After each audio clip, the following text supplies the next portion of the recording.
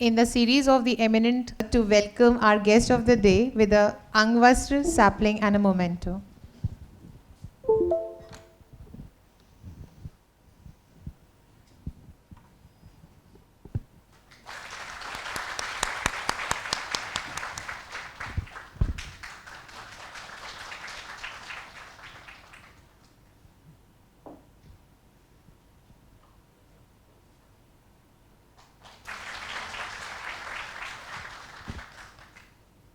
Thank you, sir. It's my proud privilege to extend a very welcome to our eminent speaker of the day, Sri Manoj Jhalani, sir. Sir is a distinguished officer of the 1987 batch of the Indian Administrative Service of Madhya Pradesh cadre. Sir has served the nation with exemplary dedication in various capacities, including a key leadership roles in the health sector at the state and national level. Sir's visionary approach and innovative strategies have significantly contributed to strengthening public health systems and improving access to healthcare services for all. Today, we are deeply honored to have Sir at RCVP Narona Academy of Administration and Management to deliver a talk on the highly significant and timely topic, how to advance universal health coverage in the state of Madhya Pradesh. In the era where health has become the cornerstone of sustainable development, universal health coverage is not just an aspiration but a necessity. We look forward to benefiting from Sir's vast experience, insightful perspectives, and practical strategies that will inspire and guide us in advancing equitable health care for all the citizens of Madhya Pradesh. On behalf of the Academy, I once again welcome you, sir. From 2012 to 2019, Sir held a key leadership roles in the Ministry of Health and Family Welfare, Government of India, serving as a Joint Secretary, Additional Secretary, and Special Secretary. Sir was also the Mission Director of the NHM and was one of the principal architects of Ayushman Bharat, the two key initiatives for advancing universal health coverage in India.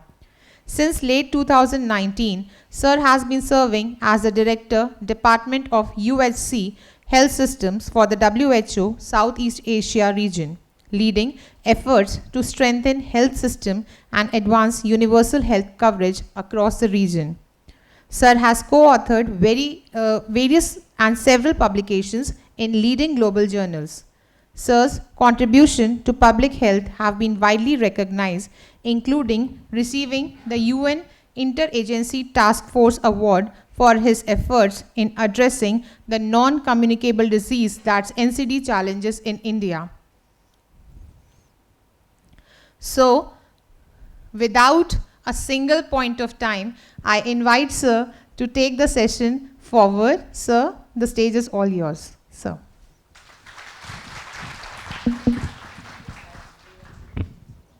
Sir, I would like to bring into your acknowledgement that we have 46 deputy collectors and 69 officer trainees from the finance department.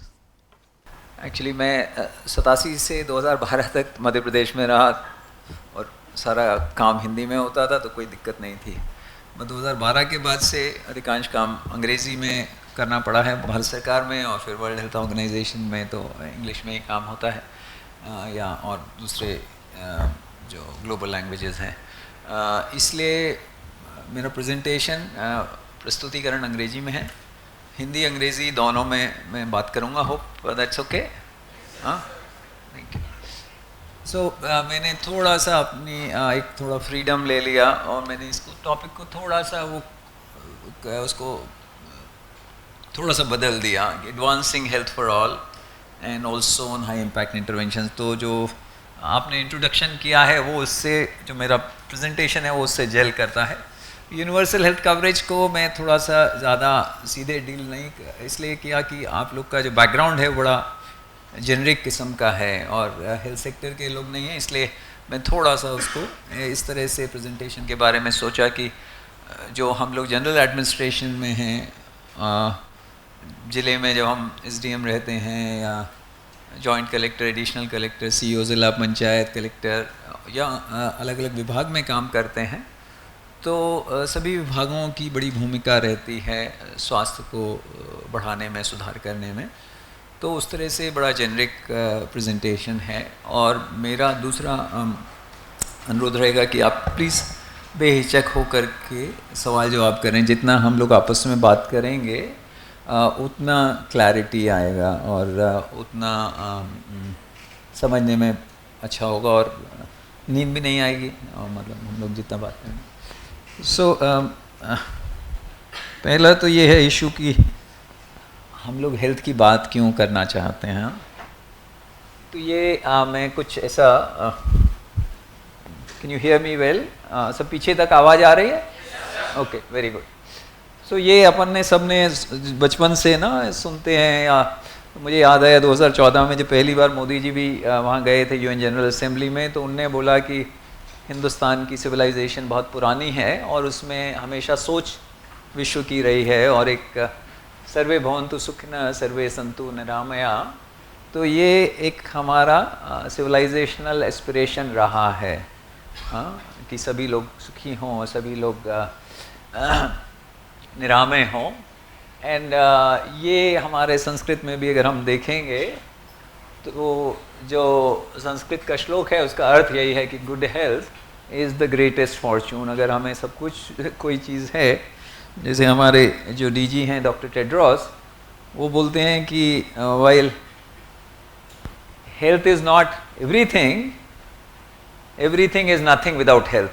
और मैं समझता हूँ हम लोग उसको relate भी कर सकते हैं कि हमारे पास सब कुछ संपत्ति भी हो सारा, बट अगर हेल्थ ही नहीं है जिसको भोगने के लिए, तो फिर तो इसलिए हेल्थ इम्पोर्टेंट है। दूसरा सवाल यह है कि हम मतलब जो देश का और दुनिया का जो एक तरीका है, मापदंड है विकास का, उसमें सबसे बड़ा हम लोग जीडीपी को देखते हैं कि भाई किस कंट्री का जीडीपी ज़्यादा है, तो अमेरिका सबसे ज़्यादा विकसित राष्ट्र है, उसका सबसे बड़ी जीडीपी है एक्सेट्रा।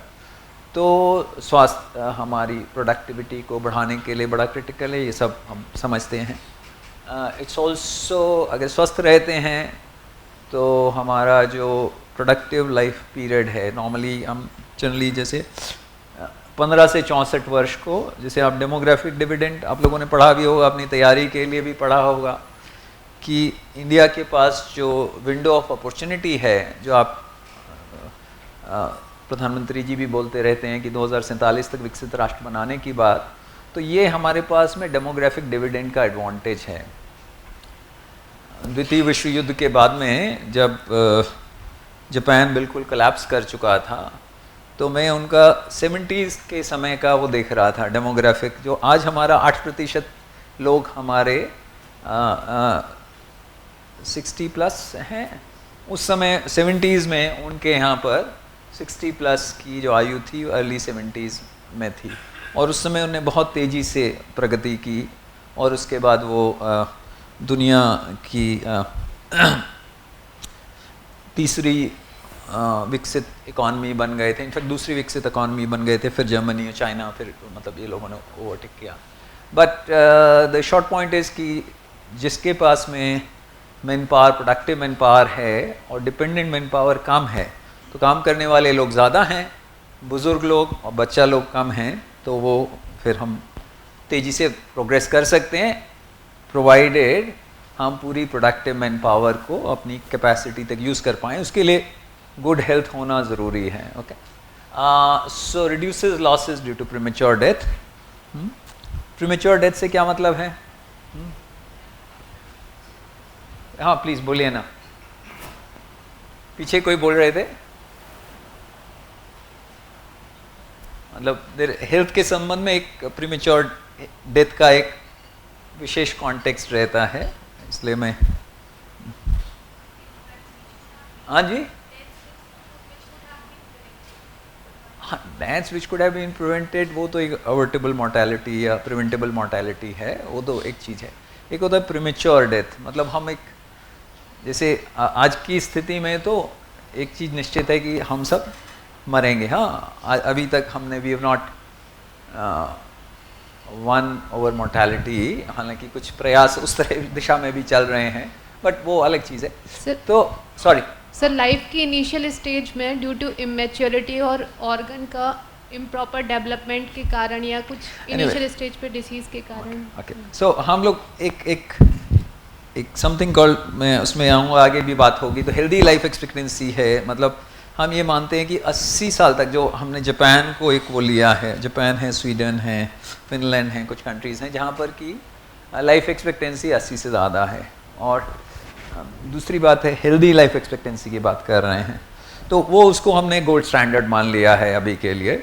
तो अगर हम कुछ में 70 यूज़ करते हैं, कुछ में 80 साल यूज़ करते हैं कि 80 साल से पहले हमारी डेथ हो जाए, और कुछ में हम NCDs में 70 साल भी यूज़ करते हैं, मतलब 2 अलग अलग क्राइटेरिया। बट मोटे तौर पर 80 साल से पहले अगर मृत्यु हो गई तो प्रीमेच्योर हो गई। मरना तो है, मतलब 85-95 में लोगों की डेथ होती है, उसको हम प्रीमेच्योर नहीं कह रहे हैं। बट 40 साल का युवा जवान है, रोड एक्सीडेंट में मर गया, तो we are losing a very productive population. Okay, कोई महिला डिलीवरी के समय में 25 साल की उम्र में मर गई, so these are premature deaths. Okay, it is not like, I am not talking of avertable mortality, वो एक सेपरेट इशू है, वो इंपॉर्टेंट चीज़ है। पर ये हम कह रहे हैं प्रीमेच्योर मोर्टैलिटी, तो ये हम प्रोडक्टिव ईयर्स चाहते हैं कि सब लोग अपना प्रोडक्टिव ईयर्स तो वो कर लें, भले ही फिर उसके बाद बुजुर्ग होने के बाद डेथ होती है, ठीक है। Anyway, so it saves premature death, prolong disability, early retirement नहीं होगा, अच्छे हेल्दी हैं तो हम लोग 70 साल, 75 साल, 80 साल तक काम कर सकते हैं, एट्सेट्रा। हमने ये भी देखा है कि स्वास्थ्य का और पोषण का सीधा सीधा संबंध है हमारे स्कॉलिस्टिक अचीवमेंट्स पे, हमारे एकेडमिक अचीवमेंट्स में, एट्सेट्रा, प्रोडक्टिविटी पे, इनकम पे, इन सब का सीधा सीधा संबंध है। तो जितना अच्छे हमारा स्वस्थ होगा मध्य प्रदेश, उसका सीधा सीधा संबंध है कि वो आर्थिक दृष्टि से भी उतना ही समृद्ध होगा। इनफैक्ट एक जो हमारा रिलेशन है, एक हेल्थ के जो की इंटरवेंशंस हैं, अगर हम उनमें इन्वेस्ट करते हैं तो करीब 10 गुना रिटर्न आता है। लैंसेट का स्टडी है for low middle income countries में कि अगर की हेल्थ इम्पैक्ट इंटरवेंशंस में अगर हमारे इन्वेस्टमेंट्स होते हैं तो उसमें you get a return of almost 10:1, 10 गुना ज़्यादा वो होगा। तो जब हम इकोनॉमिक फाइनेंस के लोग भी यहाँ बैठे हैं तो एक बड़ा इशू आता है कि हम रिसोर्सेज को कैसे अलोकेट करें, समाज में किस विभाग को कितना दें। तो हम लोग सोचते हैं कि हम हाईवेज़ बनाएंगे, उन हाईवेज़ के अक्रॉस अराउंड काफ़ी तेज़ी से आर्थिक विकास हो पाता है, उसका मार्केट के लिंकेजेस इस्टेब्लिश हो जाते हैं। बहुत सारे कारण हैं, तो यू विल फाइंड जो गोल्डन क्वाड्रेंगल है, दूसरे हैं, वहाँ suddenly lot of economic activity starts happening. So ये उसका in health sector you get almost 10:1 retirement. So one of the things that I want you to all understand is that investment in health should not be seen as a cost. Okay, it's not like हम charitable activity कर रहे हैं. This is an investment. Okay, investment for enhancing economic growth, enhancing inclusive economic growth. Health sector में महिलाएं, मतलब employment भी generate होता है। ऑल डेवलप्ड इकॉनमीज़ में सबसे ज़्यादा एम्प्लॉयमेंट हेल्थ सेक्टर में है। हमारे यहाँ तो 5वें नंबर पे है, बट ओवरऑल दुनिया में जो ज़्यादा विकसित हैं। और महिलाओं का प्रतिशत दूसरे एम्प्लॉयमेंट के मुकाबले लगभग 70% हेल्थ सेक्टर का एम्प्लॉयमेंट महिलाओं के लिए है। सो एक डिसेंट एम्प्लॉयमेंट जेंडर की दृष्टि से, तो इक्विटी की दृष्टि से भी वो है। और परिवार के लिए जितने हम स्वस्थ रहेंगे उतना हमारा इलाज में, उपचार में, जांच में, दवा उसमें खर्चे कम होंगे। और so what happened, sorry, where did I, good. Now ये दूसरा एक चीज़ है हेल्थ के लिए, इम्पोर्टेंस के लिए। हालांकि मैं कुछ स्लाइड्स थोड़े हटा दिए मैंने, but health is link to SDGs। आज मुझे भी DG साहब बता रहे थे कि आपका आज दिन में एक SDGs के ऊपर भी एक परिचर्चा है। तो ये एक हमें अप्रिशिएट करने की ज़रूरत है कि सब SDGs बड़े इंटरलिंक्ड हैं। हाँ, अगर हम पॉवर्टी हटाते हैं तो उससे हेल्थ को सुधारने में मदद मिलती है। न्यूट्रिशन सुधरता है तो हेल्थ सुधरने में मदद मिलती है। हेल्थ सुधरती है तो न्यूट्रिशन, माल न्यूट्रिशन कम होता है। तो इनका सीधे सीधे ये सारे बहुत सारे उनसे लिंकेजेस हैं। इनफैक्ट दूसरे गोल्स भी हैं, in terms of decent work, inclusive growth, inequality, मतलब investments in health, वो जो समाज में जो असमानताएं रहती हैं उसको भी मदद करने में कम रहता है। तो ये सब चीज़ें आप अच्छे सिटीज़ रहेंगे, क्लाइमेट चेंज का सीधे सीधे स्वास्थ्य से रिश्ता है। So you are also aware about air pollution. हाँ, उसमें हम लोग दिल्ली में कब 8 साल से ज़्यादा हेल्दी लाइफ का एक जीवन काल में 8 साल का नुकसान है जो लोग दिल्ली या एनसीआर में रहते हैं। मैं दिल्ली एनसीआर में रहता हूँ, तो हमें और देश में इवन प्लेन्स में भी करीब 5 साल का हमें लाइफ का नुकसान है because of bad air quality. Okay, so anyways the short point is that all of them have a bearing on health. और मैं ये चीज़ें इसलिए वो कर रहा हूँ कि आप जहाँ पर भी हैं हेल्थ को आप कंट्रीब्यूट करेंगे और हेल्थ आपके दूसरे एसडीजीज को अचीव करने में मदद करेगा। ओके, सो आप जितना अच्छे शिक्षित हैं, शिक्षित माँ होगी तो वो अपने बच्चों की परवरिश अच्छे से कर पाएगी, उनकी स्वास्थ्य को अच्छे से देख पाएगी, और अच्छे से हेल्थ है तो आपका स्कूल में रेगुलर अटेंडेंस होगा, स्कॉलिस्टिक अचीवमेंट्स अच्छे होंगे। मतलब इस सब का लिंकेज है। हाँ, ये मैं डेमोग्राफिक डिविडेंड का बात किया था, तो अभी मध्य प्रदेश के लिए भी बड़ी अच्छी अपॉर्चुनिटी है कि हमने 81 से 2021 में अभी हमारा we really have high proportion of 15 to 64 age group population, and this is the time when we can really accelerate economic growth. So countries that have progress, आज की स्थिति में मैं यहाँ दिख रहा था इन जापान, अगर हम वो करें तो उनका 32% लोग 65 प्लस हैं, ओल्डर पॉपुलेशन उनका इतनी ज़्यादा हो गई है, तो उनके लिए चैलेंज है। वहाँ पर फर्टिलिटी रेट्स बहुत सारे कंट्रीज़ में 1.2, 1.4, 1.6 हो गया है, तो उनके लिए बड़े सारे चैलेंजेस हैं। हमारे सामने वो चैलेंजेस नहीं है, इसलिए we should become rich before we become old. So that's very very critical for all of us to understand.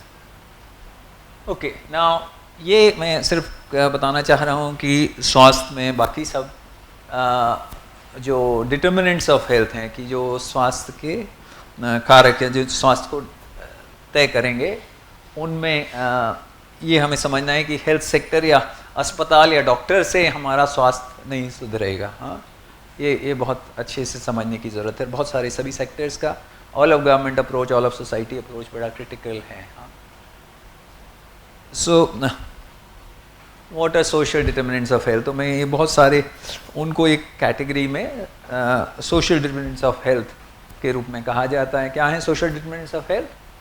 These are the non medical factors, not the medical, that influence the health outcomes like the healthy life expectancy, and these are essentially the conditions in which people are born, in which people grow, in which people work, live and age, in the wider set of forces and systems that shape the conditions of daily life. Okay, so these are the social determinants of health, and that's where all of you really come in. Okay, so it's not just the health sector. Now they have an important influence. Again madam शुरू में बोल रही थी कि equitable health की बात करेंगे, तो the unfair and avoidable differences in the health status seen within and between countries. तो एक देश के अंदर और अन्य राज्यों के तुलना में, अन्य राष्ट्रों की तुलना में, तो जितना हमारा सोशो इकोनॉमिक पोजीशन खराब है उतनी हमारी हेल्थ खराब रहती है। तो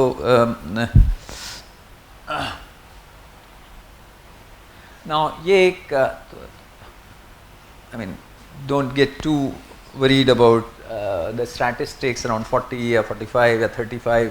Broadly, this is the general contribution of the socio-economic factors. तो ये हमारे जो health के लिए health से मतलब एक healthy life expectancy की बात है। हाँ, तो healthy life expectancy से क्या मतलब है? कोई बोलना चाहेगा, बताएंगे? एक लाइफ एक्सपेक्टेंसी है, एक हेल्दी लाइफ एक्सपेक्टेंसी है। जी,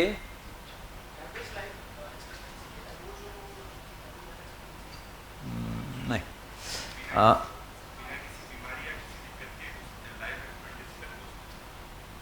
तो उसमें ये है कि हम मान लीजिए मैं 70 साल तक जीवित रहता हूँ और मुझे कोई बीमारी नहीं हुआ, सब हर तरह से स्वस्थ रहा, कोई मुझे प्रॉब्लम नहीं है, हाथ पाँव अच्छे से चल रहे हैं, I am not suffering from any non communicable diseases etcetera, and then unfortunate accident में डेथ हो गई, okay, so dying at 78, but all through, I mean, I'm for all practical purposes in perfect health.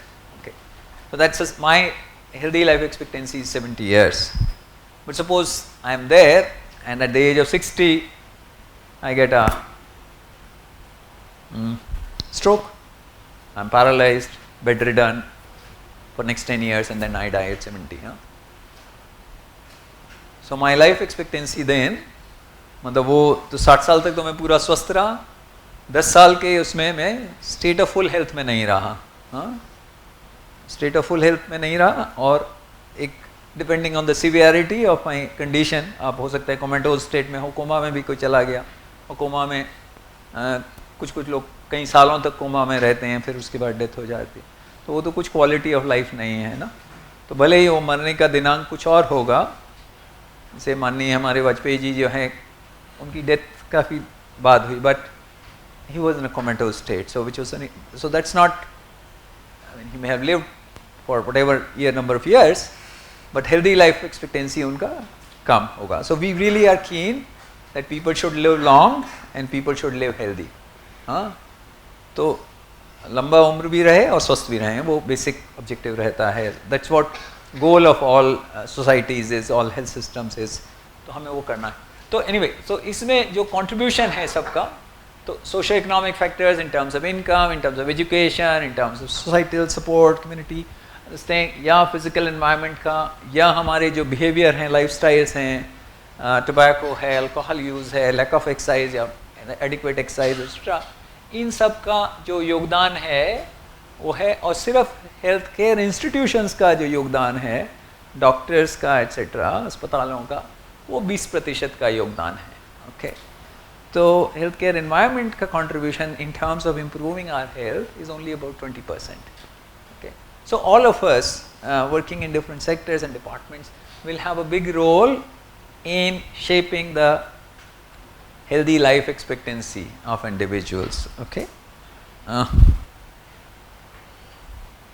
now these are commercial determinants.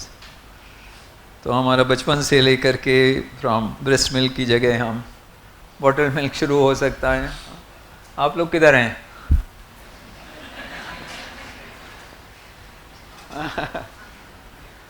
Okay, so these are also how they influence our health outcome.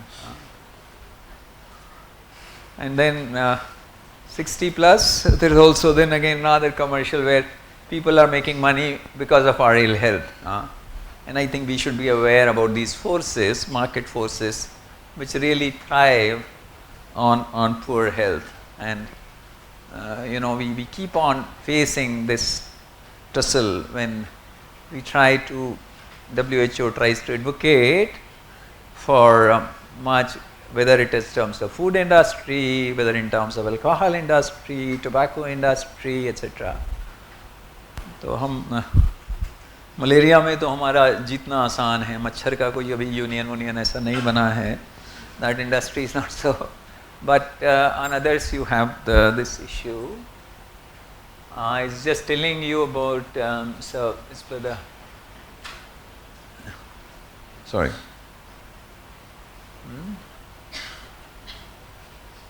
तो हमारा लगभग जो लोग northern planes में रहते हैं उनका age पर study we lose about, this is the impact. और अगर हमारा एयर क्वालिटी सुधरता है तो these are the kind of potential gains in life expectancy from permanently reducing particulate matter 2.5 microgram. उसको अगर हम कम कर देते हैं तो इंडिया, चाइना, बांग्लादेश, पाकिस्तान, इसमें वो होगा तो हमको काफ़ी अधिक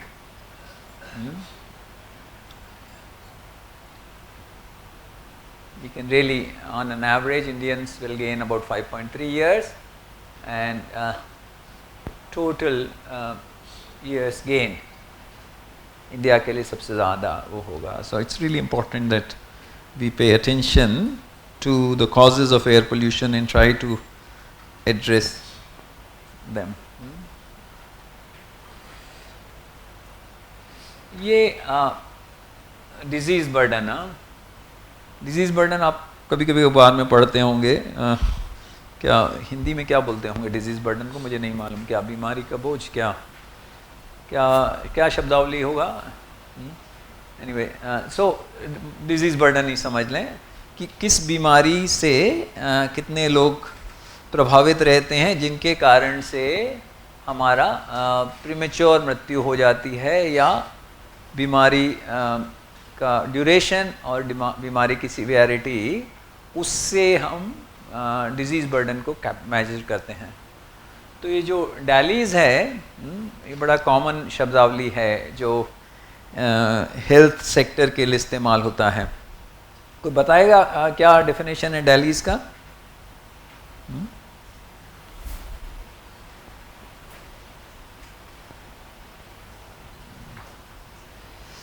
तो डायलीज़ का मतलब ये है कि जो हमने years of life lost due to premature death and due to number of years spent in less than full health. Okay, तो मैं जो दो बातें कह रहा था कि हमारा उम्र भी ज़्यादा हो और हेल्थ में रहें, तो एक कंपोजिट इंडेक्स बनाया कि अगर हमने ये माना कि लाइफ एक्सपेक्टेंसी 80 साल का होना चाहिए और 60 साल में मुझे स्ट्रोक हुआ और 80 साल तक मैंने जिया, लाइफ जी, और पैरालिटिक कंडीशन में मैंने आखिरी 20 साल बिताए मान लीजिए, तो उसमें या मेरे 75 साल में मेरी मृत्यु हो गई.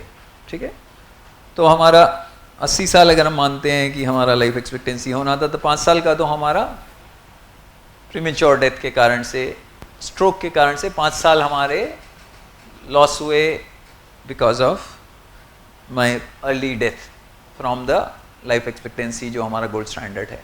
और दूसरा बात है कि हमारा years spent in less than full health, उसके अंदर हमारे 15 साल बीते, उसको हम एक सर्टेन फैक्टर से मल्टीप्लाई करके देखेंगे और फिर हम देखेंगे कि इस पॉपुलेशन में कितने लोगों को किस उम्र में उस बीमारी का असर होता है. और हमारा कोशिश ये है कि हम डिजीज़ बर्डन कम से कम करें. मतलब तो अभी ट्यूबरकुलोसिस से तो ये अब आप देखिए कौन कौन सी बीमारियां हैं जिनसे हमारा ज़्यादा लोग प्रीमेच्योर मर रहे हैं या प्रीमेच्योर तरीके से बीमार होकर के लेस देन फुल हेल्थ की स्थिति में है. इन सब का कंट्रीब्यूशन सबसे ज़्यादा है. तो अभी की स्थिति में हमारा एक तो ट्रिपल बर्डन ऑफ डिजीज़ है. ट्रिपल बर्डन से मतलब ये 3 मेजर कंडीशंस के पूल हैं, communicable diseases, non communicable diseases और तीसरा इंजरीज़ का. तो इन 3 पूल में हमारे पास में तीनों में प्रॉब्लम्स हैं. और प्रॉब्लम में अभी जो आप देख रहे हैं कि मैटरनल, न्यूबॉर्न, नियोनेटल जो है अभी सेकेंड है. धीरे धीरे जो ट्रेंड है 90s में देखेंगे तो ये नंबर 1 था, धीरे धीरे ये नीचे जाएगा और हम एक्सपेक्ट कर सकते हैं कि इसका नंबर 13, 14 ऐसे इस तरह से हो जाएगा. बट कार्डियोवैस्कुलर डिजीजेस और chronic respiratory diseases, musculoskeletal neoplasm cancer, इन सब का धीरे धीरे हम देख रहे हैं कि ये इनका डिजीज़ बर्डन की रैंकिंग बदल रही है. तो हमें ये जो एक स्टडी मतलब मॉडलिंग करके वो देखते हैं और उससे इंडिया का ये स्थिति हम दिख रही है. इन डिजीज़ कंडीशंस को हमें एड्रेस करने के लिए फ्यूचर रेडी जो हम करना है अपने देश को, समाज को, प्रदेश को, तो हमारे को ये कैपेसिटी विकसित करनी है कि ये बीमारियों को हम कंट्रोल कर सकें. इन बीमारियों के कौन से कारक हैं उनको हम कंट्रोल कर सकें. उन कारकों को अगर उन जो रिस्क फैक्टर्स हैं उनको हम कंट्रोल करेंगे तो वो बीमारी उतना कम होगा, उसका प्रभाव उतना कम होगा, अधिक से अधिक लोग स्वस्थ रहेंगे etcetera. So I mean you must look at for Madhya Pradesh also this data would be there and ये हमारे लीडिंग ये रिस्क फैक्टर्स हैं. रिस्क फैक्टर्स क्या हुआ? कोई बताएगा रिस्क फैक्टर्स क्या है? आई नो आप लोग जेनरिक उससे हैं, बट थोड़ा कॉमन ये सब चीज़ें हमें समझनी है, बिकॉज हमारे खुद के स्वास्थ्य के लिए, अपने परिवार के स्वास्थ्य के लिए, अपना बच्चों के लिए, अपने माँ बाप के लिए हमें समझना ज़रूरी है कि कौन से रिस्क फैक्टर्स हैं जिनसे उनका स्वास्थ्य की स्थिति पे प्रभाव पड़ेगा। तो जो पुराने कारण हैं डिजीज़ कंडीशंस को, इनका कंट्रीब्यूशन उसमें काफ़ी ज़्यादा है। तो अगर ये हम रिस्क फैक्टर्स को एड्रेस करते हैं, malnutrition दोनों चीज़ें हैं, अंडर न्यूट्रिशन वाला भी, ओवर न्यूट्रिशन वाला भी, प्लस एयर पोल्यूशन है या हाइपरटेंशन है या डायबिटीज़ है एट्सेट्रा, या यूज़ ऑफ टबैको या हमारे तो लैक ऑफ एक्सरसाइज एट्सेट्रा, ये सब चीज़ें फैक्टर्स हैं जो डिजीज़ बर्डन को करेंगे। तो हमें इन रिस्क फैक्टर्स को एड्रेस करना होगा, जिसमें हम सब लोग की भूमिका रहेगी, भले ही हम स्वास्थ्य विभाग में काम नहीं भी करते हों। ना ये एक मोटे तौर पर शब्दावली की बात है। मल्टी सेक्टोरल जब हम कहते हैं तो ऑल ऑफ गवर्नमेंट अप्रोच की बात होती है, इंटर सेक्टोरल कहते हैं तो ऑल ऑफ सोसाइटी की बात, जिसमें कि हम प्राइवेट सेक्टर है और सिविल सोसाइटी है, उन सबको समाज को लेकर के करने की बात है। तो हमें दोनों तरह का काम करने का, और जो प्रशासन के लोग रहते हैं वो ऑल ऑफ गवर्नमेंट का भी कोऑर्डिनेशन का काम आपका बहुत रहता है, एसडीएम के रूप में भी, सीओ जिला पंचायत कलेक्टर, मेजर काम कोऑर्डिनेशन का रहता है सब विभागों के साथ में सामंजस्य बना करके हम एक कॉमन गोल को हासिल करने के लिए। प्लस कभी भी हम एक आंदोलन बनाते हैं, जन आंदोलन बनाते हैं, तो वो भी डीएम एसडीएम वही लोग लीड करते हैं। तो इसलिए हमें समाज को भी, निजी क्षेत्र को, सबको लेकर के काम करना पड़ता है। जैसे अपने यहाँ सफाई में इंदौर बहुत अच्छा उसका रैंकिंग आती है। Basically they been able to get support from the whole of society, communities को एंगेज किया, प्राइवेट सेक्टर को एंगेज किया, सिविल सोसाइटी को एंगेज किया, और उसके बाद वो सफलता की। तो वो उसमें उस तरह के हैं। सो अब मल्टी सेक्टोरल में क्या अप्रोचेस हो सकती हैं, क्या इंटरवेंशंस हो सकते हैं जिनसे हमको मदद मिलती है। तो कुछ होते हैं जो हार्ड मेजर्स होते हैं, जिसमें कि रेगुलेटरी मेजर्स लेकर के हम काम करते हैं। तो रेगुलेटरी मेजर्स अब जैसे फॉर्मूला मिल्क के यूज़ के बारे में, उनके एडवर्टीज़मेंट पे रोक है एट्सेट्रा। हम लोग टोबैको का है, बड़ा वार्निंग लगाना ज़रूरी है, इतना प्रतिशत वार्निंग लगाना ज़रूरी है। तो उससे हमारे को फ़ायदा ये हुआ कि अब टोबैको का यूज़ कम होता जा रहा है।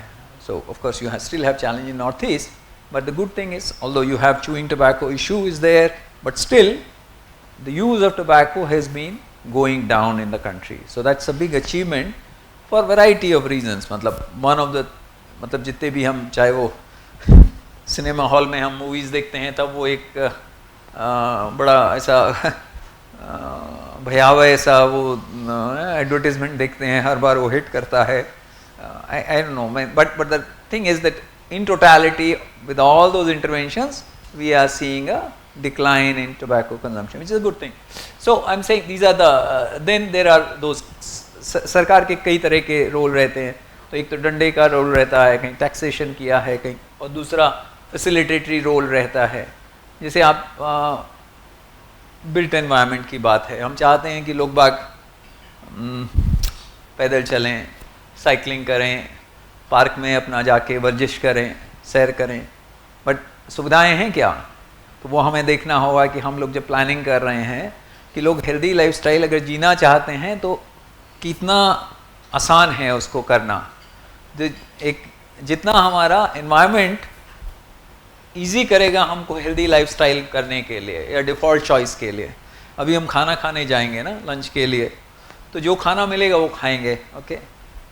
अब जलेबी और गुलाब जामुन भी हो सकता है, fried, rich, tasty, but rich in all the wrong things, but ठीक है। और वो ऐसा भी हो सकता है कि हमारा हेल्दी फूड हो, तो उसमें फ्राइड थोड़ा कम है, शुगर थोड़ा कम है, कॉम्प्लेक्स कार्ब्स ज़्यादा हैं, सैचुरेटेड फैट्स हैं, ट्रांस फैट्स हैं वो नहीं हैं। तो वो हमारा एक काम जो रहेगा, जो बिल्ट एनवायरनमेंट की बात कर रहा हूँ मैं, तो हमारे जो डिफ़ॉल्ट चॉइसेस हैं वो डिफ़ॉल्ट चॉइसेस हेल्दी होना चाहिए। बहुत बार हमारे डिफ़ॉल्ट चॉइसेस अनहेल्दी होते हैं। तो मिनिस्ट्री में था तो हम लोग जब भी मीटिंग होती थी तो समोसा आता है, चाय आती है, मतलब अब वो that's the thing which is easily available. तो कुछ भी बैठक में होगा तो आप we need to think of healthy choices which become default choices which is what is served. अगर आप उसी तरह का खाना खाएंगे तो फिर वो सब जो प्रॉब्लम्स हैं जो मैं आपको पहला स्क्रीन में दिखा रहा था, cardiovascular diseases etcetera, number 1 risk factor है, तो वो हमारा लाइफस्टाइल में उसका बड़ा योगदान है। And so we need to be very careful. So there is a whole gamut of role of governments in all these things. Okay, मैं थोड़ा ये मैं 4 का वो लिया इन्हीं का ही, tobacco, alcohol, unhealthy diet, physical activity, उनका डायरेक्ट रोल क्या है, इनडायरेक्ट रोल क्या है। तो हमारे कैंसर में कमी करेगा, कार्डियोवास्कुलर डिजीज़ में कमी होगी, डायबिटीज़ में कमी होगी, क्रॉनिक लंग डिजीज़ में कमी होगी, अस्थमा में कमी होगी। उसका दूसरा भी फ़ायदा जो रहता है, को बेनिफिट्स भी रहते, जिनको डायबिटीज़ रहता है उनको डायबिटिक रेटिनोपैथी का प्रॉब्लम हो सकता है, या किडनी के इश्यूज़ होते हैं जिनको डायबिटिक या हाइपरटेंशन रहता है, तो उसके कॉम्प्लिकेशंस जो हैं डायबिटीज़ के, हाइपरटेंशन, वो कॉम्प्लिकेशन से बचते हैं। अल्कोहल नहीं है, मेंटल हेल्थ के इश्यूज़ हैं, सुसाइड, डोमेस्टिक वायलेंस। सो अल्कोहल का खुद का जितना नुकसान नहीं है उससे ज़्यादा उसका सोशल कॉस्ट बहुत ज़्यादा है। सो थोड़ी सी जो घर की कमाई है वो एक दारू में चली जाती है, प्लस घर में खाने कम होगा, फिर वो बच्चे को, वाइफ को पिटाई उटाई के जो जेंडर वायलेंस है, डोमेस्टिक वायलेंस के केसेस हैं, काफ़ी ज़्यादा है। मतलब it's not a, unfortunately it's not a small number, even in educated societies it's an unfortunate truth, and we need to really work on that. So ये सब जो आपका कैरीज है, डेंटल कैरीज है, ओरल हेल्थ को सुधारने के लिए, डिप्रेशन को रोकने के लिए, cirrhosis of liver etcetera. So these are a whole range of benefits which can come with the right habits. Okay. So broadly जो मेजर अपन ने जो भी देखा था शुरू में कि डायलिस का कंट्रीब्यूशन किन डिजीज कंडीशंस का है, उन कंडीशंस में अगर हम देखेंगे हार्ट डिजीज़ है या स्ट्रोक है या डायबिटीज़ है, इसमें 80% रीजंस जो हैं वो प्रिवेंटेबल हैं। अगर हम रिस्क फैक्टर्स को एड्रेस कर देते हैं तो ये सब चीज़ें काफ़ी प्रिवेंटेबल हैं। कैंसर में ज़रूर मतलब उतना प्रिवेंटेबल उतना नहीं है, फिर भी करीब 40% प्रिवेंटेबल है। This is the knowledge behaviour paradox. क्या है ये, कोई बताएगा? हम सबके जीवन में होता रहता है ना, न्यू ईयर रेजोल्यूशन कि यार अब नए साल से हम रोजाना मैं दौड़ लगाने जाऊंगा या जिम जाऊंगा एक्सेट्रा। हम सोचेंगे फिर अगला साल आ जाएगा, फिर अगले साल रेजोल्यूशन होगा फिर। तो उसमें हमने देखा है कि जो बिहेवियरल इंटेंशन है उसको बिहेवियर में बदलने में स्ट्रक्चरल बैरियर्स रहते हैं, उसको हमें हटाने की ज़रूरत है, जिससे कि जो मैं अभी बता रहा था कि डिफ़ॉल्ट चॉइसेस हैं ना, अगर हमारे डिफ़ॉल्ट चॉइसेस हैं। अब मैं आज IAS गेस्ट हाउस में रुका तो देखा यार यहीं जिम है, तो मैंने कहा चलो अभी थोड़ा सा लेट मी गो, ज़्यादा टाइम नहीं था पर 15 मिनट है, 15 मिनट वहीं तो है जिम, तो 15 मिनट के लिए भी मैं जिम होके आ गया। Now if gym was something जिसमें मुझे 15 मिनट ड्राइव करके जाना होता तो संभव नहीं होता। तो it's just a question of how easy we make for healthy behaviours to be adopted, and this must be reflected in your thinking. हम लोग जब प्लान करें तो जो ये कंट्रीज़ हैं, जैसे मैं जिन देशों ने अच्छा विकास किया है स्वास्थ्य की दृष्टि से, नॉर्डिक कंट्रीज़ हैं, तो मैं फिनलैंड गया था, तो फिनलैंड में मैं देखा तो उनसे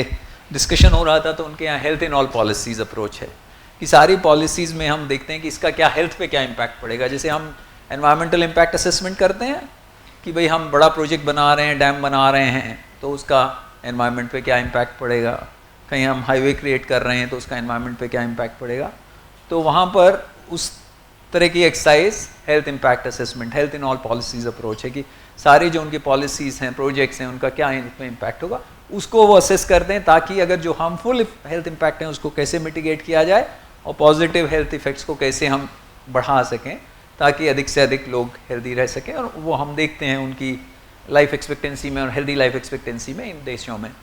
ओके, नाउ ये आप इसको ज़रा सा वो मत करिएगा, मैं कभी कि सब आप विकसित देशों की तारीफ कर रहे हैं, वो नहीं है। हमें जब हम एस्पिरेशनल होना चाहते हैं तो हमें किसी भी उससे हमें सीखने में कोई वो नहीं होना चाहिए. So we must learn good things from everyone. जिस राष्ट्र ने की जो अच्छाई है उसको हम देखें. तो अगर किसी राष्ट्र ने मतलब हम ये क्यों मान लें कि हम उतना अच्छा नहीं हो सकते. अगर हम सोच में भी अगर हम बड़ी सोच नहीं रखेंगे तो हम आगे कभी नहीं जा सकते. तो we must always.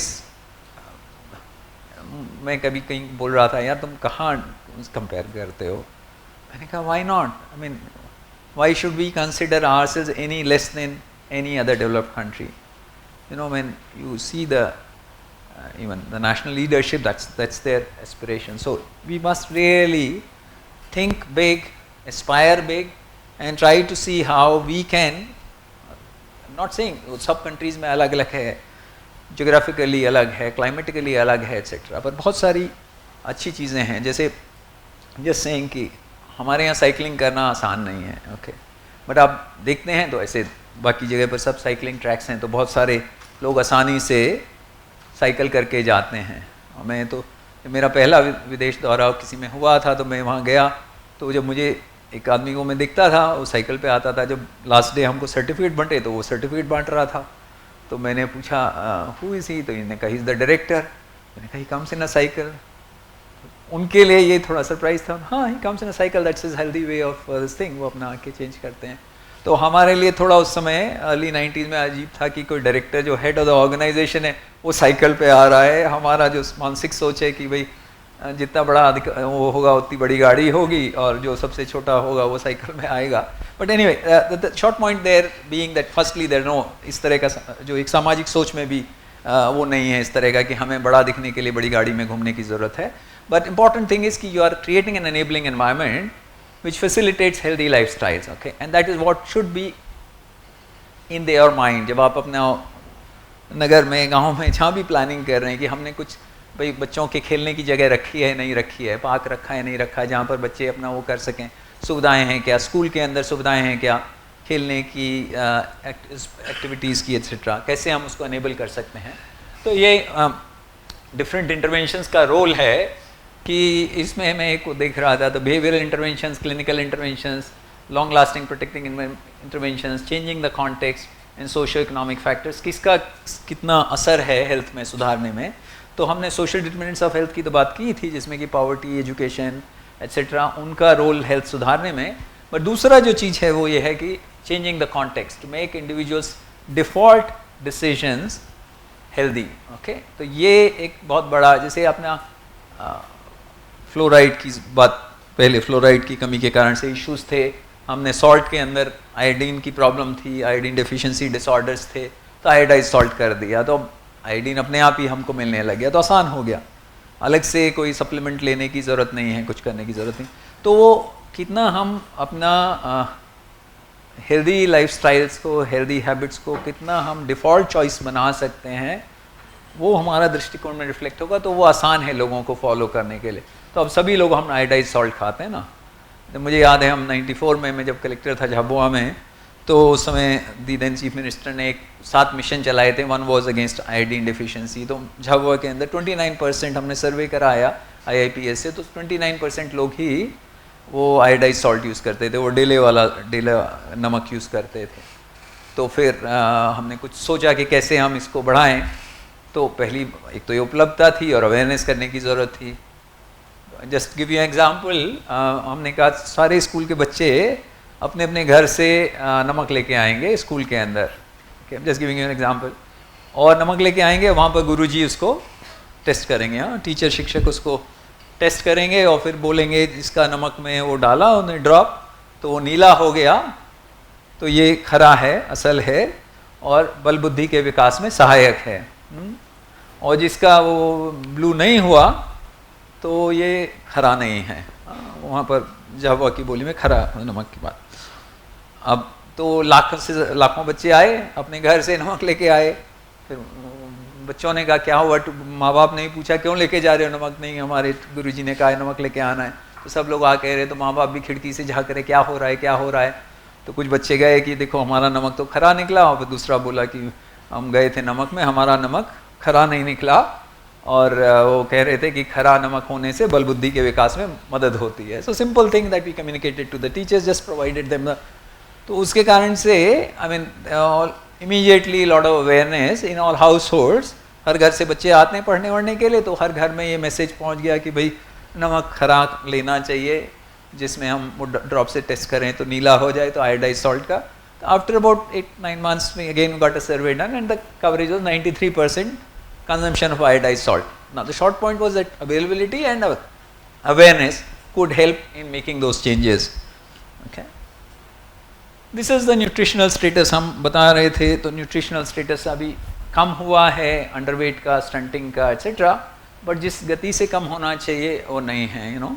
And Madhya Pradesh के अंदर और स्थिति खराब है, और दिस क्लोजर टू सब सहारन अफ्रीका. और दूसरी तरफ ओबिसिटी जो है वो धीरे धीरे हमारी बढ़ने लग रही है, इवन यंग बच्चों में. अंडर 5 का वो है which used to be rare thing earlier, but अभी बढ़ने लगा है. This is another thing which I wanted all of you to really, because हम तो सब प्रोग्राम्स देखते हैं, महिला बाल विकास के प्रोग्राम भी देखते हैं. इसमें हमें जो मैं बात कर रहा था समाज को इन्वॉल्व करने की बात, अगर आप देखेंगे कि जो कॉम्प्लीमेंट्री फीडिंग है, मतलब वो जिसमें हमारा जो रिक्वायर्ड बैलेंस डाइट के हिसाब से डाइटरी डाइवर्सिटी होना चाहिए, जो जितना मात्रा में, जितनी फ्रीक्वेंसी में होना चाहिए, जितनी मात्रा में होना चाहिए, तो लगभग सिर्फ 11% ही है, 10-11%. ओके. सो हमारे बच्चे भी जो कॉम्प्लीमेंट्री फीडिंग जिस अनुपात में होना चाहिए, जिस फ्रीक्वेंसी में होना चाहिए, जितना डाइवर्सिटी के साथ होना चाहिए, वैसा नहीं हो रहा है. तो गरीबी का नहीं है हाल ये हम सब के घरों में, मतलब अगर 10-11% है तो I am sure many of us in our households also are not ensuring that our babies receive complementary feeding which is adequate in right frequency and dietary diversity. And this cannot be done by a government program. सड़क हम बना सकते हैं, ये तो हर घर परिवार में चीज़ें बदलने की ज़रूरत है. तो अवेयरनेस होना ज़रूरी है, इस तरह के खाने होने चाहिए जो बैलेंस्ड हों, जो आसानी से बन सकें, जल्दी से easy to cook, easy ready to cook होना चाहिए एक्सेट्रा. तो अब ये मैं जो पिछला स्लाइड का ही वो है कि 68% अंडर 5 की डेथ में चाइल्ड और मैटरनल मैल न्यूट्रिशन का योगदान है. हाँ, तो अभी हमने पहले देखा कि काफ़ी अधिक मैल न्यूट्रिशन है, और फिर हम देखते हैं कि उनकी मृत्यु में एक कॉन्ट्रीब्यूटिंग फैक्टर जो है चाइल्ड और मैटरनल मैल न्यूट्रिशन है. तो हमें इसको एड्रेस करना ज़रूरी होगा, ताकि हम वो करेंगे. और उसमें सबसे बड़ा मतलब लो बर्थ वेट और शॉर्ट जेस्टेशन जो है, ये मेजर इश्यूज़ हैं. और दूसरा चीज़ है जो अनसेफ वाटर एंड सैनिटेशन से करीब 11% हमारे बच्चों का अंडर 5 मोर्टेलिटी में योगदान है, और एयर पोल्यूशन का 9% मोर्टेलिटी में योगदान है. So these are factors outside of the health sector but very critical. So आप जो अपन ने स्वच्छता मिशन किया, और अभी जो हमारा पेयजल के लिए हम जो मिशन कर रहे हैं, जिससे कि पोर्टेबल ड्रिंकिंग वाटर सबको उपलब्ध हो सके, तो एक मैं थोड़ा सा कभी कभी प्रोवोकेटिव भी बोलता हूँ, मतलब इसलिए कि एक फॉरगेटिंग मनीष साबरवाल, वो लिखते हैं कुछ अखबार में, टाइम्स ऑफ इंडिया में या इंडियन एक्सप्रेस में कभी लिखते हैं. और एक बार उन्होंने ऐसा लिखा जिससे मुझे थोड़ा सा वो हुआ, मतलब as a civil servant it pinched me, but what he seemed to say was, वो थोड़ा ठीक भी बोल रहे थे. उन्होंने कहा कि देखिए, मतलब एक अच्छे गवर्नेंस के लिए क्या चाहिए, मतलब अच्छी जो व्यवस्था सरकार, हम जो सब काम करते हैं उसमें हमें मतलब सुरक्षा, ना, जान माल की सुरक्षा होना चाहिए. That's a first and fundamental responsibility. Law and order जब जाएंगे, आपका सबसे पहला काम यही है कि जान माल की सुरक्षा होना चाहिए ना, लॉ एंड ऑर्डर हमें मेंटेन करना है. दूसरा चीज़ क्या होता है कि भैया लोगों को बेसिक सुविधाएं जो हैं, स्वच्छ पानी मिल जाए, पर्याप्त और स्वच्छ पानी मिल जाए. तीसरी बात है कि भाई अच्छी शिक्षा, अच्छा स्वास्थ्य, ये सुविधाएं मिल जाएं. तो ऐसा करके उन्होंने लिखा. फिर उन्होंने लिखा कि हमारा जो प्राइवेट सेक्टर का ग्रोथ है वो उन्हीं सेक्टर में हो रहा है जहाँ पर जो सरकार की जो बुनियादी काम हैं वो सरकार बुनियादी काम नहीं कर रही है, उसके कारण से प्राइवेट सेक्टर की ग्रोथ वहीं है। तो उन्हें, मैं नोएडा में भी रहता हूँ इस समय, I like to after my WHO stint I will come back to Bhopal, but तो वहाँ पर सारी सोसाइटीज़ बनी हुई हैं और सबकी अपनी अपनी सिक्योरिटी एजेंसी है। हाँ, सो जो काम सुरक्षा का रहना चाहिए सब ने, because I mean as a government we have failed to provide adequate security. जान माल की सुरक्षा नहीं है तो हमने फिर अपना खुद का सिक्योरिटी का, मतलब सब लोग समुदाय के लोग पे करते हैं और हर गेटेड कॉलोनीज बन गई हैं, गेटेड सिक्योरिटी है। भोपाल में भी इस तरह का कल्चर अब बन गया है जहाँ पर कि हमारा गेटेड सोसाइटीज़ हैं और वो कर रहे हैं।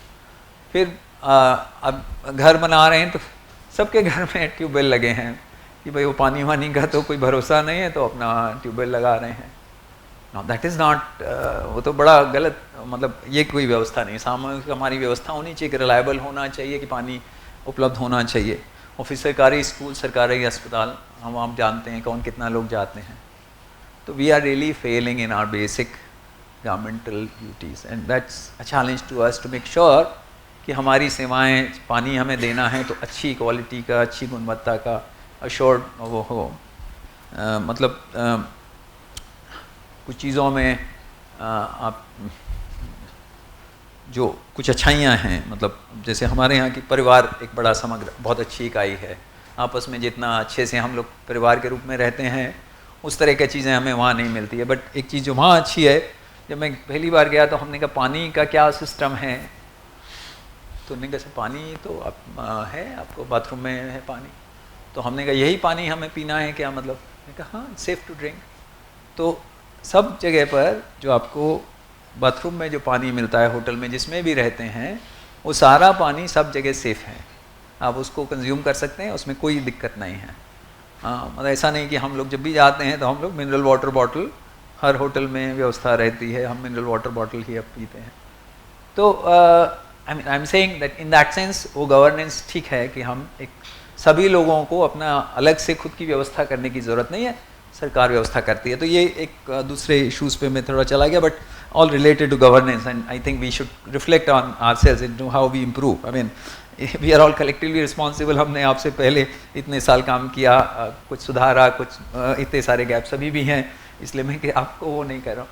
ये दूसरा है असर कि मदर की एजुकेशन का इम्पैक्ट ऑन चाइल्ड मोर्टेलिटी। तो हम समझते हैं, कॉमन सेंस से है कि भाई अगर माँ बाप पढ़े लिखे हैं तो वो ज़्यादा अच्छे से बच्चे के ख्याल कर सकते हैं। अब आप लोग क्या कर सकते हैं, तो ये मैंने कुछ, जैसे हम लोग जो अलग अलग तरह के काम रहते हैं हमारा, उसमें ये रोल रहता है कोऑर्डिनेशन का, तो all of government, all of society का काम रहता है। नेशनल हेल्थ मिशन में डिस्ट्रिक्ट हेल्थ एक्शन प्लान्स बनते हैं, रोगी कल्याण समिति है, उनमें भी आप अध्यक्षता रहते हैं। ये कुछ थोड़े से एग्जाम्पल्स लिए हैं कि मैटरनल चाइल्ड न्यूट्रिशन के लिए कैसे हम सब विभाग मिल कर के काम कर सकते हैं, ड्रिंकिंग वाटर के लिए कैसे सब विभाग मिल कर के काम कर सकते हैं। जो हमारा इंडोर एयर पोल्यूशन, जो एयर पोल्यूशन की बात है, पहले हमारे देश में मेजर प्रॉब्लम था इंडोर एयर पोल्यूशन का। अब उज्ज्वला आई है तो उससे ये प्रॉब्लम काफ़ी कम हुआ है। But we need to, so Ujjwala is not just a question कि उसका कन्वीनियंस की बात है, बट स्वास्थ्य की भी बात है। तो ये हमारे एक अंडरस्टैंडिंग में रहना चाहिए। आई एम सॉरी, ये कुछ मतलब जो एक सिस्टम से दूसरे सिस्टम में ट्रांसफ़र करने के कारण से वो उस तरह से दिख रहा है। मेरे लैपटॉप पे ठीक दिख रहा था। तो बेसिकली जो हमें एक कन्वर्जेंस अप्रोच है, अभी जो हमने एस्पिरेशनल डिस्ट्रिक्ट्स में किया है, अब एस्पिरेशनल ब्लॉक्स हैं, वो सही चीज़ है कि हम ऐसी ज्योग्राफी पे ध्यान दें जहाँ पर सब चीज़ें बेकार हैं, ख़राब हैं, मतलब relatively compare to an average. और अगर वहाँ सुधार होगा, इट्स ईजी टू मतलब मेक बिग गेन्स। हाँ, लो हैंगिंग फ्रूट काफ़ी हैं वहाँ पर। तो वहाँ पर हमें, अब केरला में कुछ सुधार करने में ज़्यादा मुश्किल होगा, बट असम में, मध्य प्रदेश में सुधार करना आसान है, बिकॉज काफ़ी चीज़ें ऐसी हैं जिनको हम फटाफट सुधार करके गेन कर सकते हैं। So all I am trying to say is that focusing on this approach of aspirational district and aspirational block is good from both equity point of view, कि जो लोग सबसे पीछे हैं उनकी तरफ हमारा पहले ध्यान जाए, plus acceleration point of view कि उसी में तेज़ी से ज़्यादा ग्रोथ हमको मिल सकेगी, एट्सेट्रा। ओके, तो ये अब जैसे आप प्ले ग्राउंड्स हैं या जिम हैं या ये सब, कैसे हम रिसोर्स पूल करके हम हेल्दी लाइफस्टाइल्स को प्रमोट कर सकते हैं ना। ये मैं जस्ट देख रहा था, तो अभी उसमें आपने देखा था शुरू में जो तीनों ट्रिपल बर्डन ऑफ डिजीज़ में मैं बता रहा था। ओके, इट्स क्या टाइम हुआ है? I must now move to some. तो ये अगेन अगर हम देखेंगे तो कितनी ज़्यादा मृत्यु वो होती हैं। तो मैं एक I just try to compare again with a good country. हमारे यहाँ 27 रोड ट्रैफिक एक्सीडेंट में 27 के मुकाबले, मतलब अगर एक्सीडेंट हुए तो 26.9 आई लव टू सी पर 100,000 में मृत्यु हो जाती है। अगर 1,00,000 केसेस हुए, unfortunately I am sorry it's not coming on well on the screen, but मोटे तौर पर 1,00,000 एक्सीडेंट में 27 लोग की मौत होगी। जापान में करीब 3 लोग की मौत होगी, okay, because of better systems and arrangements, okay. चाहे वो हम सीट बेल्ट लगाने की बात हो, चाहे हेलमेट पहनने की बात हो, तो बहुत सारी ये चीज़ें डिसिप्लिन की बात है। प्लस ट्रॉमा केयर बहुत अच्छा है। तो अगर एक्सीडेंट हुआ तो immediately they will be rush to a facility which can manage big trauma cases, okay. तो इसमें अगर हम देखेंगे, मतलब ये सिंपल सी चीज़ें हैं, जैसे हेलमेट यूज़ अगर आप करते हैं तो कितना प्रतिशत आपका रिस्क ऑफ डेथ कम हो सकती है, सीट बेल्ट यूज़ करते हैं तो कितना कम हो सकता है, स्पीडिंग को कंट्रोल कर सकते हैं। तो these are things that can be done by overall administration which will have a bearing. Alcohol use, दारू पी के गाड़ी मत चलाइए etc. तो ये मोबाइल को यूज़ करके मत चलाइए। तो these are things, if we can pay attention to this, we lose lot of young people lives, okay. तो unfortunately जो भी ज़्यादातर मृत्यु होती हैं रोड ट्रैफिक एक्सीडेंट्स में etc. इंजरीज में, mostly are young productive people. तो अगर उससे हमें लॉस ज़्यादा है, मतलब nobody should die and everyone is respectable and everyone we care for every life, but I'm just purely from societal economic perspective। एक 85-year-old आदमी फुल लाइफ जी करके एक वृद्धावस्था में है, और एक यंग 25 साल का आदमी है जो अपनी युवा अवस्था में, जिसको कि समाज के लिए भी योगदान दे सकता था, उसकी मृत्यु होती है। तो ये हमें वो करने की ज़रूरत है। सो this is, I was just identifying कौन से एरियाज़ हैं जहाँ पर हम पूरे समाज की भागीदारी की ज़रूरत हो सकती है। तो ये मैं आपको बता रहा था कि कॉम्प्लीमेंट्री फीडिंग की बात है, ब्रेस्ट फीडिंग का जो एक इसका बहुत बड़ा योगदान है, infant in young child feeding, breast feeding, correct initiation, correct in सब से इन terms of the health and mortality, both बीमारी भी नहीं हो, मतलब न्यूट्रिशन स्टेटस भी अच्छा रहे और मृत्यु भी ना हो, उसके लिए इनका बहुत बहुत योगदान है। और इसके लिए पूरे समाज का भूमिका रहेगी, जिसमें आप as deputy collectors, as CEO ज़िला पंचायत, एज कलेक्टर्स और विभाग में लेकर के इसको वो कर सकते हैं, ओके। अब इसमें आप जो भी है हेल्दी लाइफस्टाइल्स को डिफरेंट चॉइसेस बनाना है। अपनी जो मीटिंग्स करेंगे उसमें आप try to serve only healthy snacks. अपने वहाँ पर इलाके में ये रखिए कि भाई स्कूल के अंदर फास्ट फूड टाइप चीज़ें नहीं बिकेंगी। हाँ, मैं देख रहा था कि DPS दिल्ली में उन्होंने बंद कर दिया है ये सब चीज़ें, कोल्ड ड्रिंक्स नहीं देते हैं, समोसे वमोसे नहीं देते हैं etc. तो बहुत सारे उनने उस तरह के चीज़ों को कंट्रोल कर दिया। तो वही चीज़ अवेलेबल है, बच्चे वही खाते हैं, तो उस दृष्टि से डिफ़ॉल्ट चॉइसेस हेल्दी हो गई। They try to now, so this is the general thing. एक अभी जो पहला लाइन है ये मैं उसको स्लाइड हटा दिया था, बट बेसिकली एक कमीशन बना था on economics of health for all, और उसका रिकमेंडेशन था कि हम लोग सब कुछ GDP के टर्म्स में मेजर करते हैं।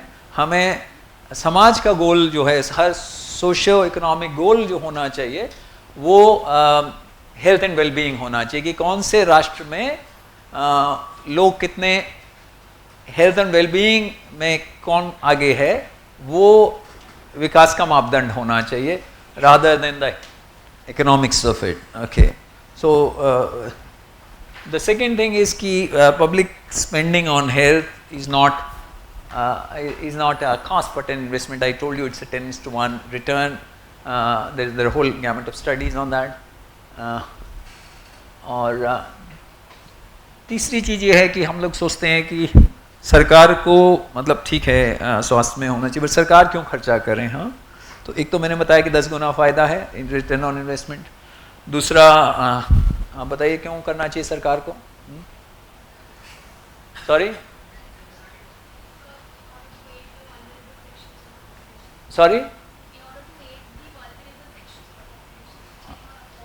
तो एक चीज़ होता है जहाँ पर कि जहाँ मार्केट अपने आप समस्या को एड्रेस नहीं कर सकते ना, हम बहुत चीज़ें समझते हैं कि मार्केट अपने आप एड्रेस करेंगे।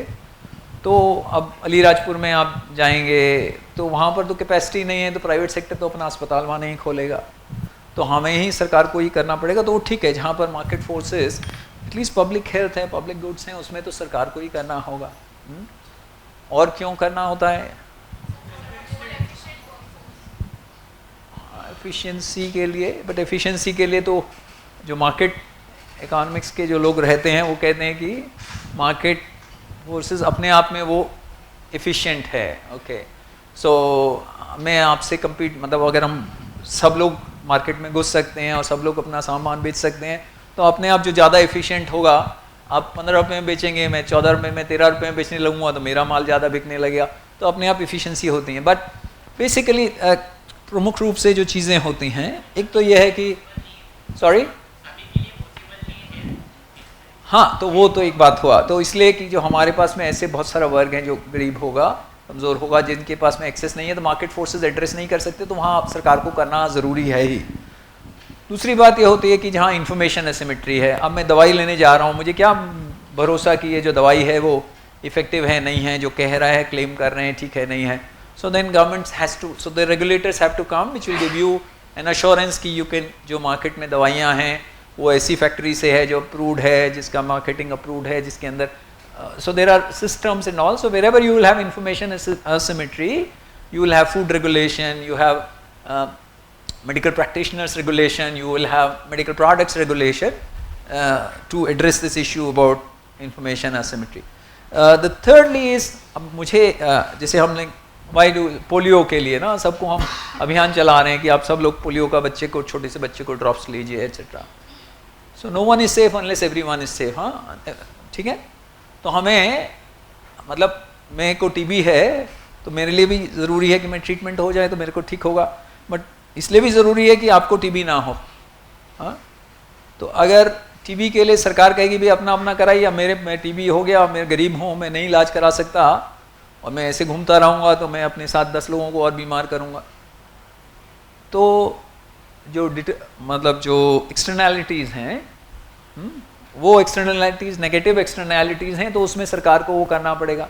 तो कोविड में क्यों हम वैक्सीन कर रहे हैं कि भैया सबको सेफ करेंगे तो फिर हमारा बीमारी नहीं फैलेगी। हाँ, पोलियो के लिए तो हमें हर्ड इम्यूनिटी विकसित करना है, कोई भी किसी बच्चे में वो पोलियो वायरस शुड नॉट, वो जिंदा नहीं बचे, उसको कोई ऐसा होस्ट नहीं मिलना चाहिए, तो इसलिए उसमें करना ज़रूरी है पब्लिक हेल्थ के इश्यूज़ के लिए। सो wherever you have information asymmetry, wherever you have market failures, wherever you will have externalities, negative externalities, there the governments have to anyway intervene, okay? And then you also have almost 10:1 return, and any welfare state must think of the health and productivity of all its people, okay? Then ये बात हम समझ में आ गई कि health sector का role करीब 20-25% ही है हेल्थ के लिए, बाकी सब सेक्टर्स का बहुत बड़ा रोल है, सोशल डिटरमिनेंट्स का। देन एक health in all policies approach, एक सिस्टमैटिक नहीं भी हो तो भी एक मोटा मोटा एक हम अपना दृष्टिकोण जरूर रखें कि भाई हम ये बना रहे हैं तो इसका क्या, इसका इम्पैक्ट होगा। तो सड़क बन रही है तो सड़क में हम ऐसी क्रॉसिंग्स तो नहीं है जहाँ पर कि एक्सीडेंट होने की कोई डार्क मतलब एक्सीडेंट की संभावना नहीं रहे, क्या हम पेडेस्ट्रियन के लिए कुछ हमने रास्ता छोड़ा है, क्या साइकिलिस्ट के लिए कोई रास्ता छोड़ा है। तो हम ये जब इस तरह का सोच रखेंगे तो उसमें फ़ायदा है। Then as I said, healthy choices should be made default choices. Okay, that's very important that we work on this, which is the safest thing to happen. मतलब ये सोचना कि लोग resolution करके अच्छा खाना खाने लगेंगे, खाना ही अच्छा मिलेगा तो अच्छा खाने लगेंगे। हाँ, अपना मेस में आपको जो मिल रहा है अगर वो हेल्दी हो जाएगा तो अपने आप हमारा सुधर जाएगा ना। अगर नहीं तो अगर समोसे पराठे और जलेबी वलेबी मिलती रहेगी तो हम खाते रहेंगे। I mean it's natural, I am not, किसी को ब्लेम करने की दृष्टि से नहीं कर रहा हूँ, ऐसे कोई उस तरह से मत लीजिए, बट एक as a family member we are talking to each other. Okay, and then lastly you have also, I mean I didn't discuss about social determinants में ही एक डिजिटल डिटरमिनेंट्स ऑफ हेल्थ भी है कि access to, I mean our digital health penetration should be such that we are making sure that जो हमारे remote areas के लोग हैं, इलिटरेट लोग हैं, वो लोग मतलब डिजिटल डिवाइड के कारण से पीछे ना रह जाएं। और AI का काफ़ी बड़ा रोल है, मतलब जो आगे का सोच है, मतलब AI के बारे में आप लोग भी पढ़ते होंगे कि अगले मतलब जो कुछ प्रिडिक्शंस होते थे उससे सब चीज़ें आगे हो रही हैं। हम लोग सड़क बनाते हैं, बोलते हैं कि 1.5 साल में बनेगा, वो 3 साल में हो रहा है। बट जो लोग कह रहे थे कि AI 2040 में करेगा, वो 2024 में होने लगा है। तो अभी जो ये है कि जो हमारा कॉमन इंटेलिजेंस है वो 2027 में कॉग्निटिव टास्क AI हमसे ज़्यादा अच्छा करने लगेगा। हाँ, that is the timeline. But the biggest improvements because of AI they are projecting are largely to come in the area of health, right from drug discovery to precision medicine to whole gamut of things. So we need to be slightly aware about the world around us and be ready and prepared, because if we can't leverage that तो फिर हम पीछे रहेंगे। Okay, ये कुछ indicators हैं ना। मैं इसमें अगेन मैंने कुछ वो भी दिया है कि हमारा एक एस्पिरेशन क्या होना चाहिए। तो ये हिंदुस्तान का है, दुनिया का है। हमने बहुत सारी चीज़ों में हिंदुस्तान ने दुनिया के एवरेज से अच्छा कर लिया है, परंतु हमें कुछ जैसे MMR है, हमारा इंडिया का MMR ग्लोबल एवरेज से बेहतर हो गया है। उसी तरह से अंडर 5 मोर्टेलिटी ग्लोबल एवरेज से बेहतर हो गया है। हमें कहाँ सोचना चाहिए, किसको देखना चाहिए, वो भी हमने दिया है कि इस तरह की कंट्रीज़ हैं जो हमसे और काफ़ी ज़्यादा आगे हैं और उनने क्या अच्छाई है जिसको हम अडॉप्ट कर सकते हैं। There could be some good practices to learn from there. We can't do everything, वो रिसोर्सेज भी लगते हैं, बट ऐसी बहुत सारी चीज़ें जिनमें रिसोर्स की ज़रूरत नहीं है। So there are lot of studies in terms of low cost interventions which can give you big bang for the buck. तो वो ये थोड़े से आपका कुछ डेटा है, अनीमिया का भी है और स्टंटिंग का है एट्सेट्रा। तो दिस इज़ लाइक इंडिया में स्टंटिंग का प्रॉब्लम 31 है, ग्लोबल एवरेज 22 है, और कुछ कंट्रीज़ हैं एस्टोनिया, चिली, नेदरलैंड्स एट्सेट्रा, वहाँ पर स्टंटिंग का प्रतिशत 2% से भी कम है। तो ऑब्वियसली ये जो बच्चे होंगे इनका जो प्रोडक्टिविटी होगा उसमें फिर परफॉर्मेंस में फ़र्क रहेगा। तो हमें इसी स्टेज में वो करने की ज़रूरत है ना। ये मध्य प्रदेश के कुछ इंडिकेटर्स हैं, नेशनल इंडिकेटर्स हैं। ये कुछ सोर्सेज भी दिया है मैंने। तो इसमें हमारा MMR जो है देश से काफ़ी ज़्यादा है। IMR under 5 mortality, newborn mortality rate etcetera. ये जानते हैं आप व्हाट इज़ मैटरनल मोर्टेलिटी? कोई बताएगा क्या है मैटरनल मोर्टेलिटी, क्या होता है? अरे यार मैं कुछ हम बोले जा रहा हूँ, आप लोग। हाँ,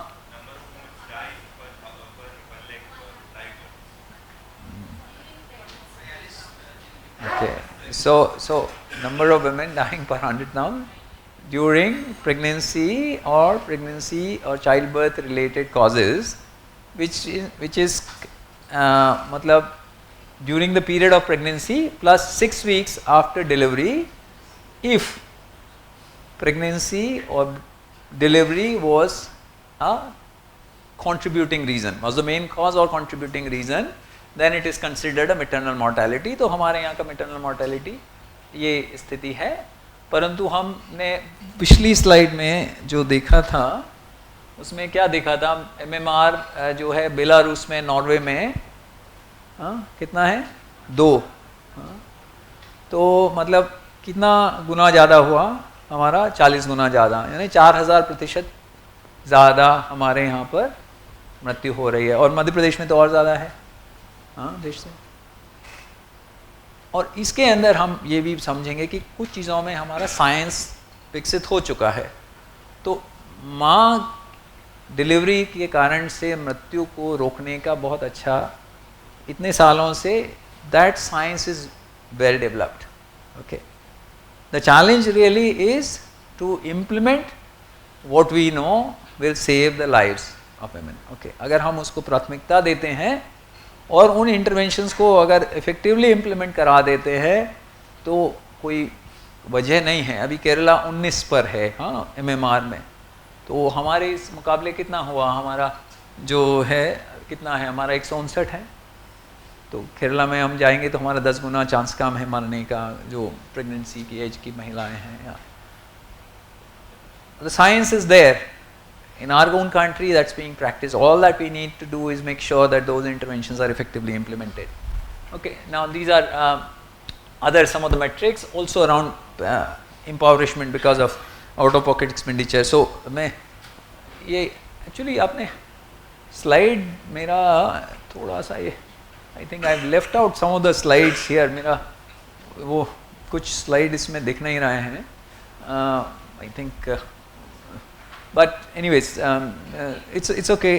The short उसमें हम लोग जो UHC की बात है तो यूनिवर्सल हेल्थ कवरेज का जो मतलब रहता है कि हर आदमी की सारी प्रकार की स्वास्थ्य की सेवाओं की ज़रूरत, हर इंसान की, सभी लोगों की स्वास्थ्य की ज़रूरतें अच्छी गुणवत्ता की स्वास्थ्य सेवाओं से उसकी पूर्ति हो सके और बिना किसी वित्तीय भार के.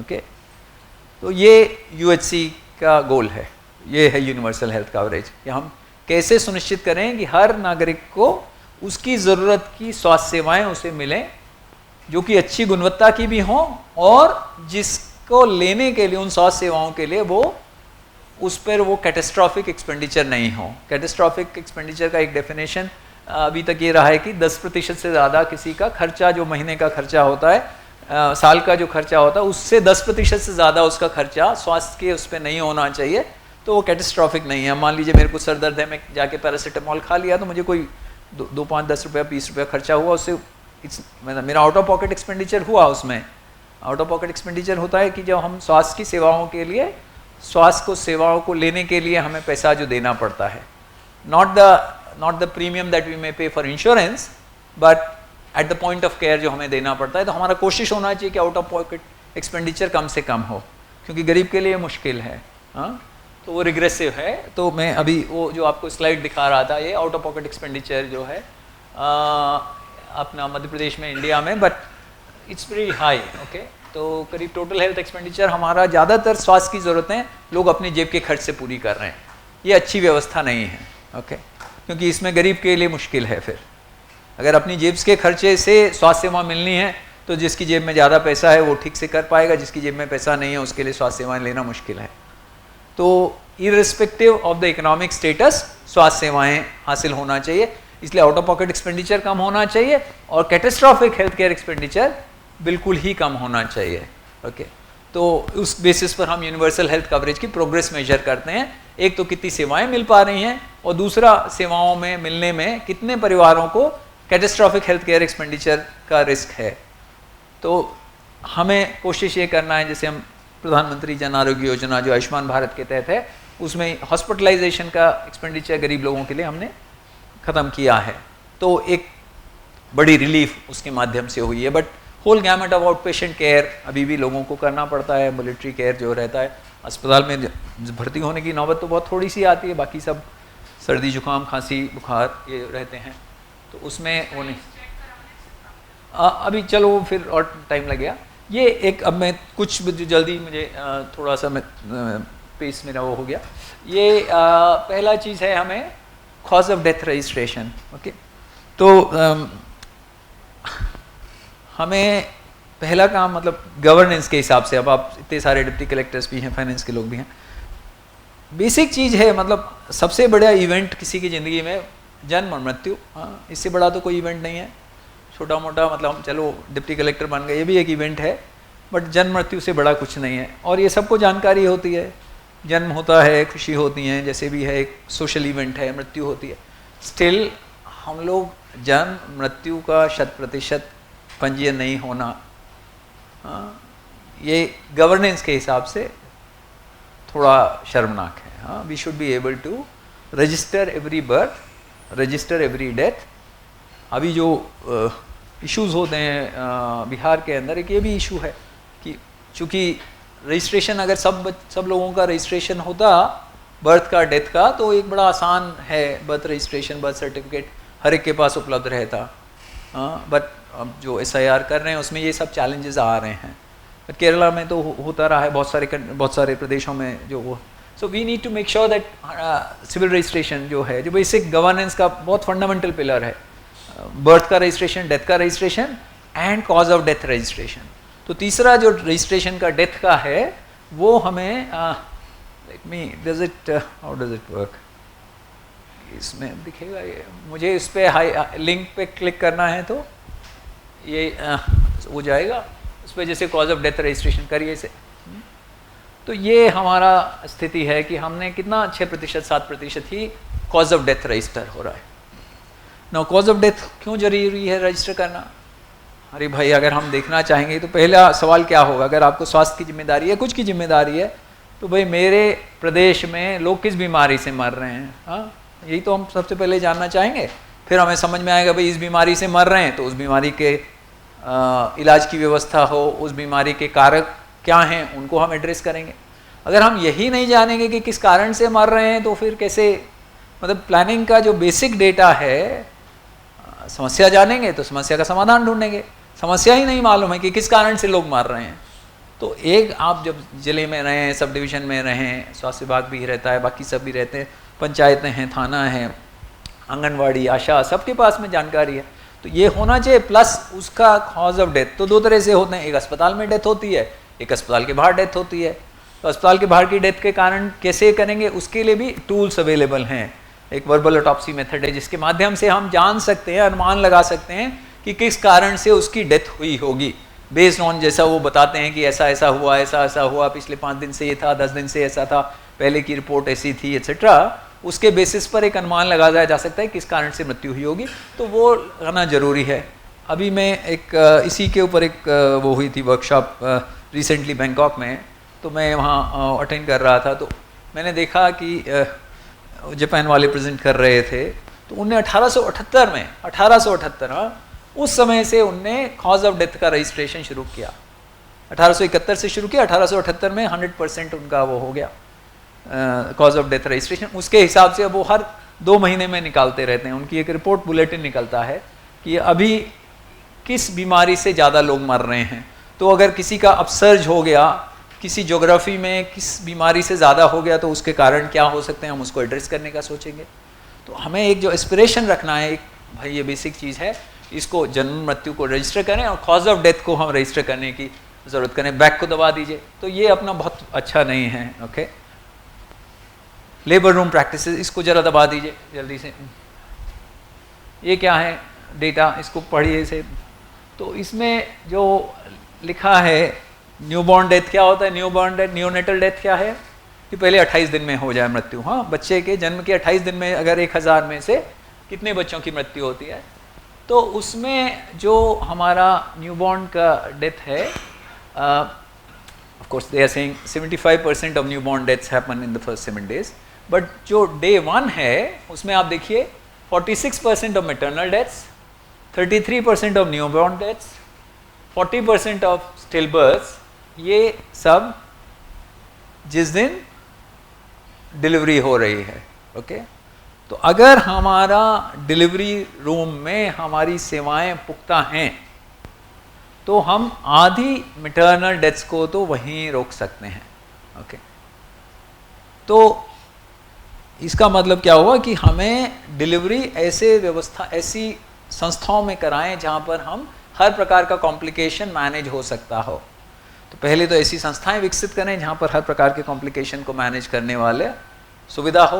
तो मतलब गायनेकोलॉजिस्ट हैं, एनेस्थेटिस्ट हैं, पीडियाट्रिशियन हैं, हमारा ब्लड बैंक की सुविधा है, तो वो सब infrastructure, human resources, medicine, equipment, सब चीज़ें इस तरह की उपलब्ध हों और वहाँ पर उनकी डिलीवरी होगी तो हम बहुत जल्दी से इसको कम कर सकते हैं। कोई बहुत बड़ी साइंस नहीं है।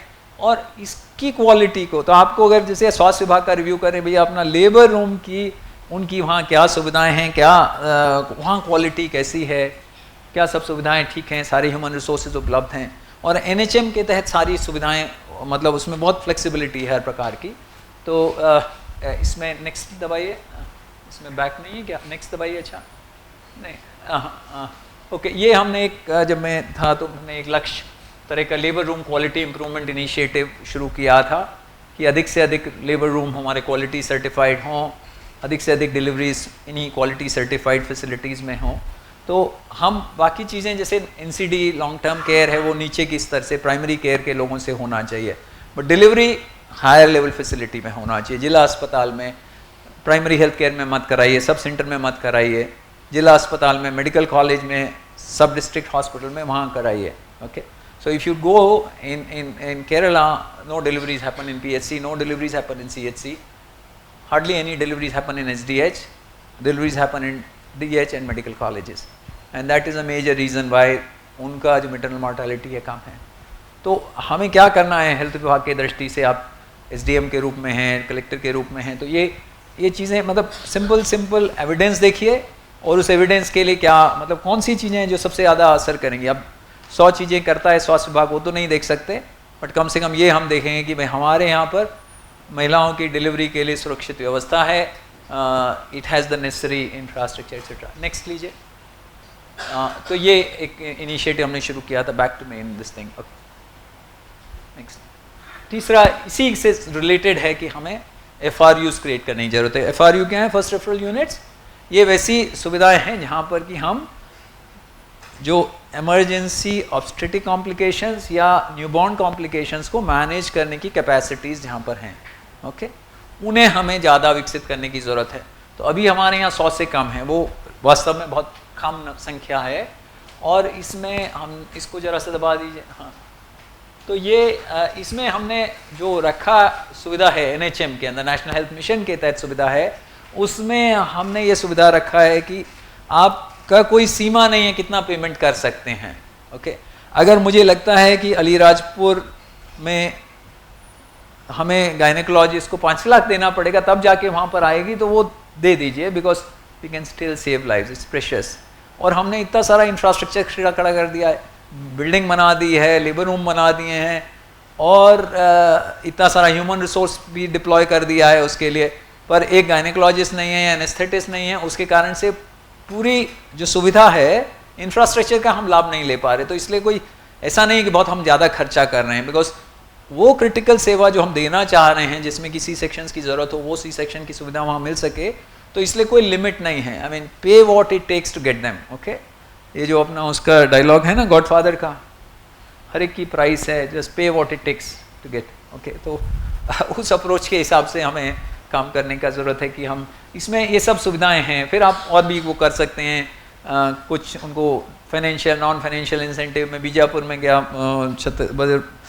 बस्तर मध्य प्रदेश छत्तीसगढ़ में, तो वहाँ पर उनने कलेक्टर साहब ने कहा हमने इनके लिए कुछ व्यवस्थाएं कर दी हैं, NDMC का वो मदद लेके उनके घर वर कुछ बना दिए हैं अच्छे से, जिससे उनको मदद हो, और कुछ उन्हें नॉन फाइनेंशियल मदद किया ताकि वो लोग आ सकें वहाँ पर। मतलब Bijapur another very interior areas, Naxal affected etcetera. तो उसमें प्राइवेट सेक्टर को एम्पैनल कर लीजिए। जैसे हम प्राइवेट हॉस्पिटल रहते हैं उनके पैनल में रहते हैं, एनेस्थेटिस्ट रहते हैं, गायनेकोलॉजिस्ट रहते हैं, जब ज़रूरत हो वो बुला लेते हैं, तो वो भी हम कर सकते हैं कि भाई हमारे यहाँ एनेस्थेटिस्ट नहीं है, प्राइवेट हॉस्पिटल में है। जैसे प्राइवेट हॉस्पिटल वाले एनेस्थेटिस्ट को बुलाते हैं, सरकारी अस्पताल वाले एनेस्थेटिस्ट को पैसे दे के बुला लें। But I mean our goal is clear, we will not let any avoidable maternal death to happen in my sub district, in my district, okay, that's a goal, then we know what is to be done, okay। तो ऐसा नहीं है कि सब कुछ खत्म हो जाएगा, फिर भी कोई ना कोई हो सकता है, but practically avertable, mostly they are avertable. We saw जब 1 in a lakh का किसी कंट्रीज में पहुंच गए हैं, वो 1 लाख बर्थ में एक जने का मृत्यु हो रहा है, तो ये प्रैक्टिकली अवॉइडेबल है, okay. it's not a very rocket science, so just there is a flexibility available। Short point ये है कि हम उसको यूज़ करें। Back to main presentation. फिर हम आ गए ये बात जो न्यू बॉर्न केयर का है, इसको भी जरा सा दबा दीजिए। मैं थोड़ा सा आप डेटा देखने का आदत डालिए, एविडेंस को देखने का आदत डालिए, और उसके हिसाब से अपना स्ट्रैटेजीज को टेलर करिए। नहीं यार ये नहीं है ना, अच्छा चलो 1 मिनट, सॉरी कम बैक, नहीं पीछे जाइए, इस ऊपर जाइए, इससे ऊपर वाला स्लाइड, ऊपर वाला स्लाइड जाइए, और ऊपर जाइए, इसी में नियोनेटल केयर को जाइए, हाँ ये ठीक है। तो ये आप देखिए इसमें ये थोड़ा सा डेटा स्लाइटली डेटेड है, मैं वो नहीं कर पाया, बट बेसिक चीज़ आपको क्या समझने का है, देखने की ज़रूरत है कि हमारा जो अंडर 5 मोर्टेलिटी है, ओके, उसका लगभग 60% पहले 28 दिन में मर जाते हैं। मतलब जो अभी जो मैं फर्स्ट डे की बात कर रहा था, तो डे 1 में अभी इसमें आप देखिए 19 डेथ हुई फर्स्ट वीक के अंदर ही हो गई ना। उसके बाद पूरे 3 सप्ताह 1 से 3-4 उसमें 6 लोग की डेथ हुई। फिर 12 महीने के अंदर 48 वीक में 12 लोग की हुई, और 48 और नेक्स्ट 48 मंथ्स के अंदर और 6 की डेथ हुई। तो जितने हमारा 48 1 साल से 5 साल के बीच में डेथ नहीं होती हैं, 6 ही लोग होती हैं, उससे 3 गुना से ज़्यादा पहले महीने में 28 दिन में हो जाती हैं। इसका डेटा का मतलब क्या है कि हमें कहाँ ध्यान देने की ज़रूरत है। हाँ, अगर हमने न्यूबॉर्न केयर अच्छा कर दिया और 20% तो अंडर 5 मोर्टेलिटी का 20% तो डे ऑफ द बर्थ ही है। ओके, तो आप अंडर 5 मोर्टेलिटी कम करना चाहते हैं तो अगर हमारा लेबर रूम की प्रैक्टिस अच्छी हो गई, फर्स्ट डे न्यूबॉर्न केयर अच्छा हो गया, facility based newborn care, home based newborn care, उसको हमने ठीक कर दिया बिकॉज उस समय उसके बच्चे की इम्यूनिटी नहीं है, बड़ी जल्दी उसकी डेथ हो सकती, then you can immediately bring down the mortality. So what are the most high impact intervention? Take care of the newborn care, okay, that will reduce the mortality. चलिए इसका आगे जाके पीछे करिए, नेक्स्ट करिए। ये अलग अलग इनिशिएटिव्स हैं इन्हीं की न्यूबॉर्न केयर के लिए हमारे जो सिस्टम में NHM के अंदर स्कीम्स में। बैक टू मेन चले जाइए।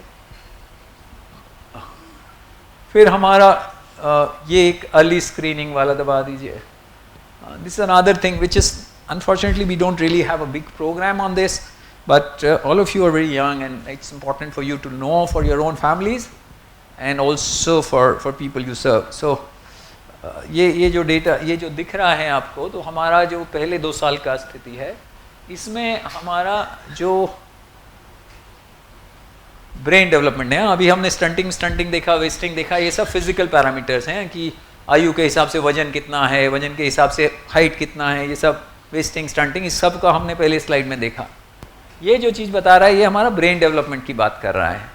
तो जो पहले हमारे ये 2 साल है, इसमें हमारा 80 से 85% ब्रेन पहले 2 साल में विकसित हो जाता है। ओके, उसके बाद हम बहुत मशक्क़त करेंगे ना, कॉलेज में तो नहीं होगा। मतलब जो पोटेंशियल है, मतलब कहाँ तक आदमी जा सकता है, वो पहले 2 साल में तय होगा।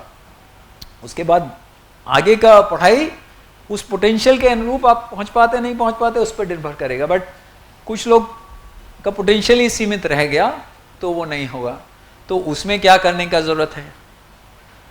तो उसमें उसको बच्चे को मेनी ऑफ यू में बी यंग पेरेंट्स, ओके, उसको स्टिमुलेशन, बच्चे से हम जितना बात करेंगे, जितना वो खाना होगा ना, अलग अलग रंग का हो, अलग अलग उसमें कुछ बहुत सॉफ्ट हो, कुछ थोड़ा सा हार्ड हो, कुछ मतलब वो सब चीज़ें आइज़ से, सुनने से, टच से, तो 5 जो ज्ञानेंद्रियां हैं, जितना उसको स्टिमुलेशन मिलेगा उतना उसका तेज विकास होगा। तो आपको मैं एक कहानी सुना देता हूँ, किस्सा सुना देता हूँ। तो एल्बर्ट आइंस्टीन का प्रेस कॉन्फ्रेंस हो रहा था। एल्बर्ट आइंस्टीन से एक महिला थी, पीछे बैठी थी। फिर उसने उससे कहा कि सर मैं एक आपसे सवाल पूछना चाहती हूँ। पूछिए। तो उन्होंने कहा सर मेरी एक छोटी सी बच्ची है और मैं चाहती हूँ कि वो भी आप जैसे विद्वान बने। I want her to be like Albert Einstein. तो उन्होंने कहा अच्छा, तो उसको खूब कहानी सुनाओ, उसे कहानी सुनाओ। तो ऐसे कर दिया, सब लोग हंस दिए कि कहानी सुनाओ बच्चे को।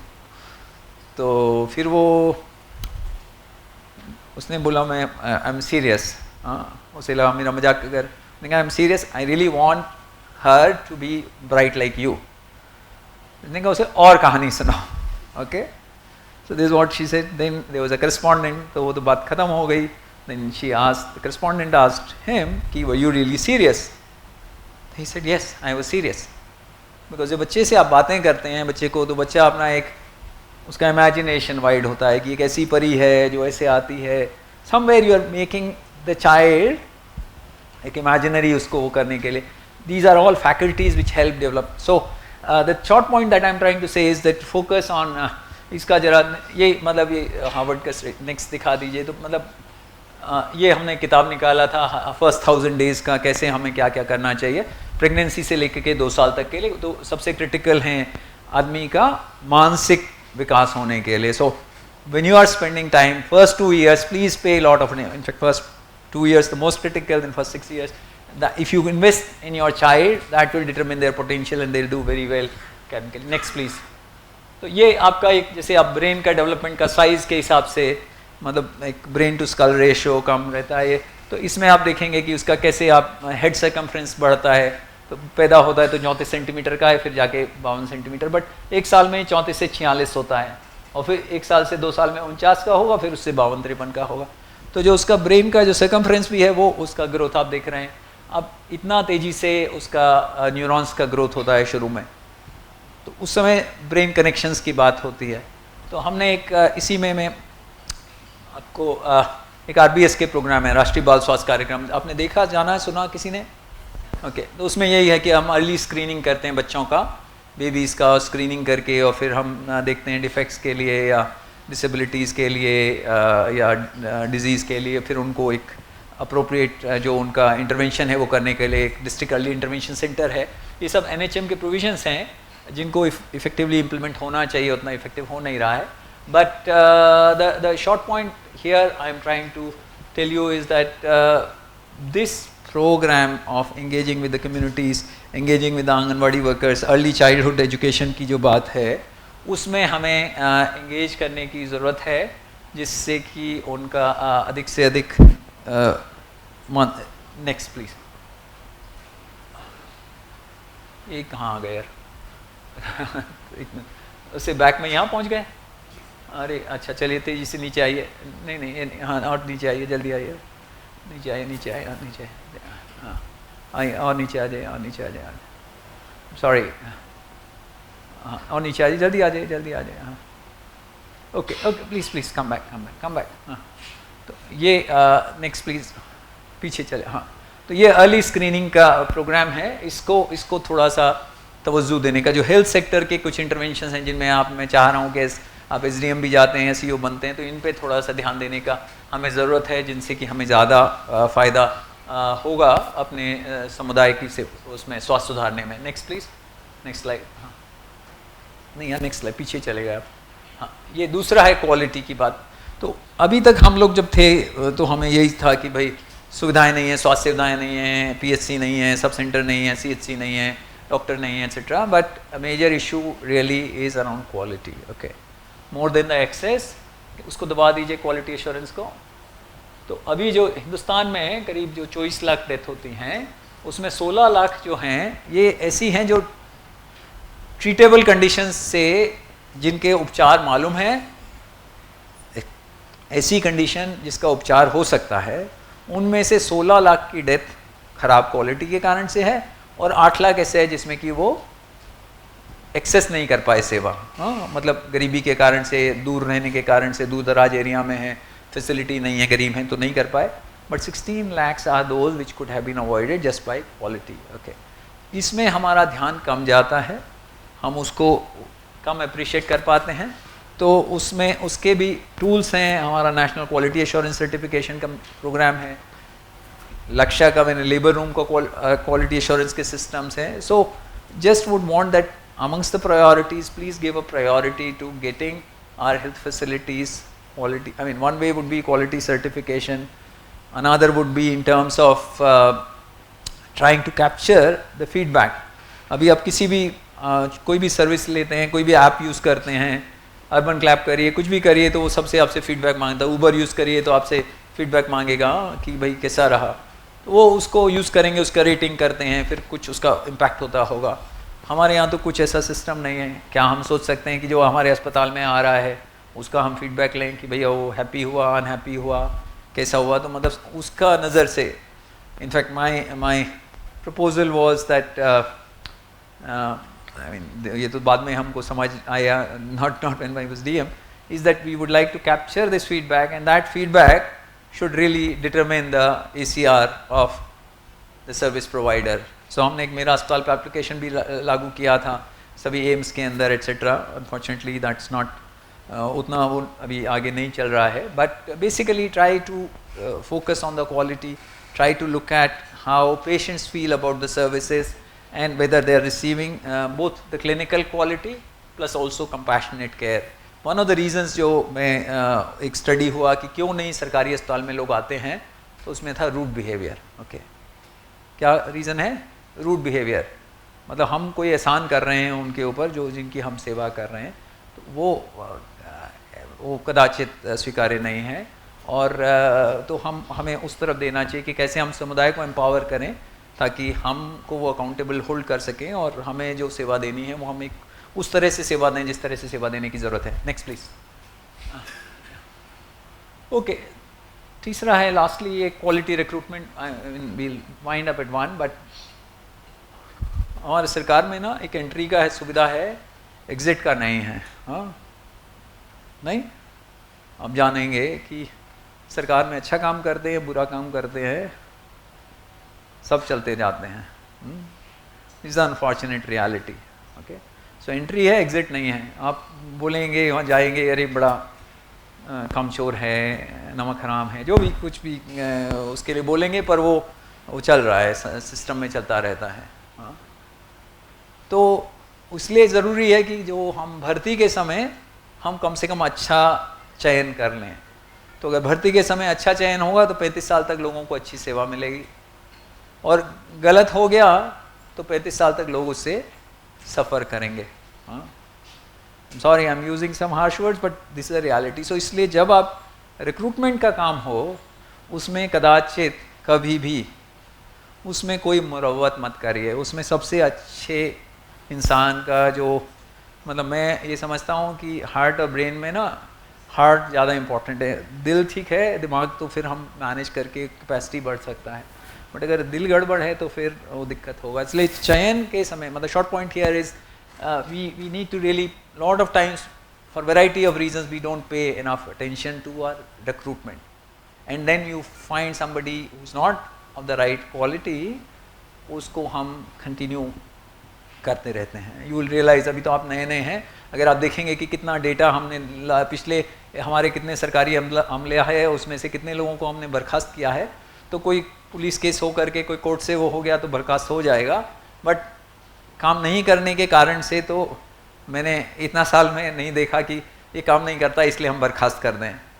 बदमाशी कर दी, चोरी कर दी, कुछ एम्बेजलमेंट कर दिया तो भले ही कुछ हो जाए, बट दिस इज अनफॉर्चुनेट। सो इसलिए प्लीज़ पे अटेंशन टू दिस। टेक्नोलॉजीज़ के बारे में अभी मैं क्वालिटी की बात कर रहा था, तो मैं प्राइमरी केयर हम लोग ने कम्युनिटी हेल्थ ऑफिसर लगाए हैं सब सेंटर्स में, हेल्थ वेलनेस सेंटर्स में, और आम आरोग्य मंदिर जो बोलते हैं उसमें, बट या PHC डॉक्टर हैं, ये उनसे हम अपेक्षा कर रहे हैं कि सब प्रकार की बीमारी के लोग आएंगे, उसको वो आइडेंटिफाई कर पाएंगे और ठीक से कर, वो बड़ा चैलेंजिंग है। और उसमें जो स्टडीज़ हुई हैं, एक जिष्णु दास स्टडी करते हैं, उनने स्टडी किया तो उन्हें एक सरकारी अस्पताल में PHC डॉक्टर से देखा, और एक जो इनफॉर्मल प्रोवाइडर है जो वहाँ अपना गाँव में वो चलाता है, बंगाली डॉक्टर टाइप जो चलाते हैं अपना, और उसने एक ही मरीज एक सिम्टम्स के साथ में हमारा PHC डॉक्टर के पास गए और उसी सिम्टम्स के साथ में उसके पास चले गए जो क्वैक है, जो अनक्वालिफाइड प्रैक्टिशनर जो है, उनका जो रिजल्ट है उसमें दोनों में कोई फ़र्क नहीं आया। Okay, so this is the reality about the quality part of it.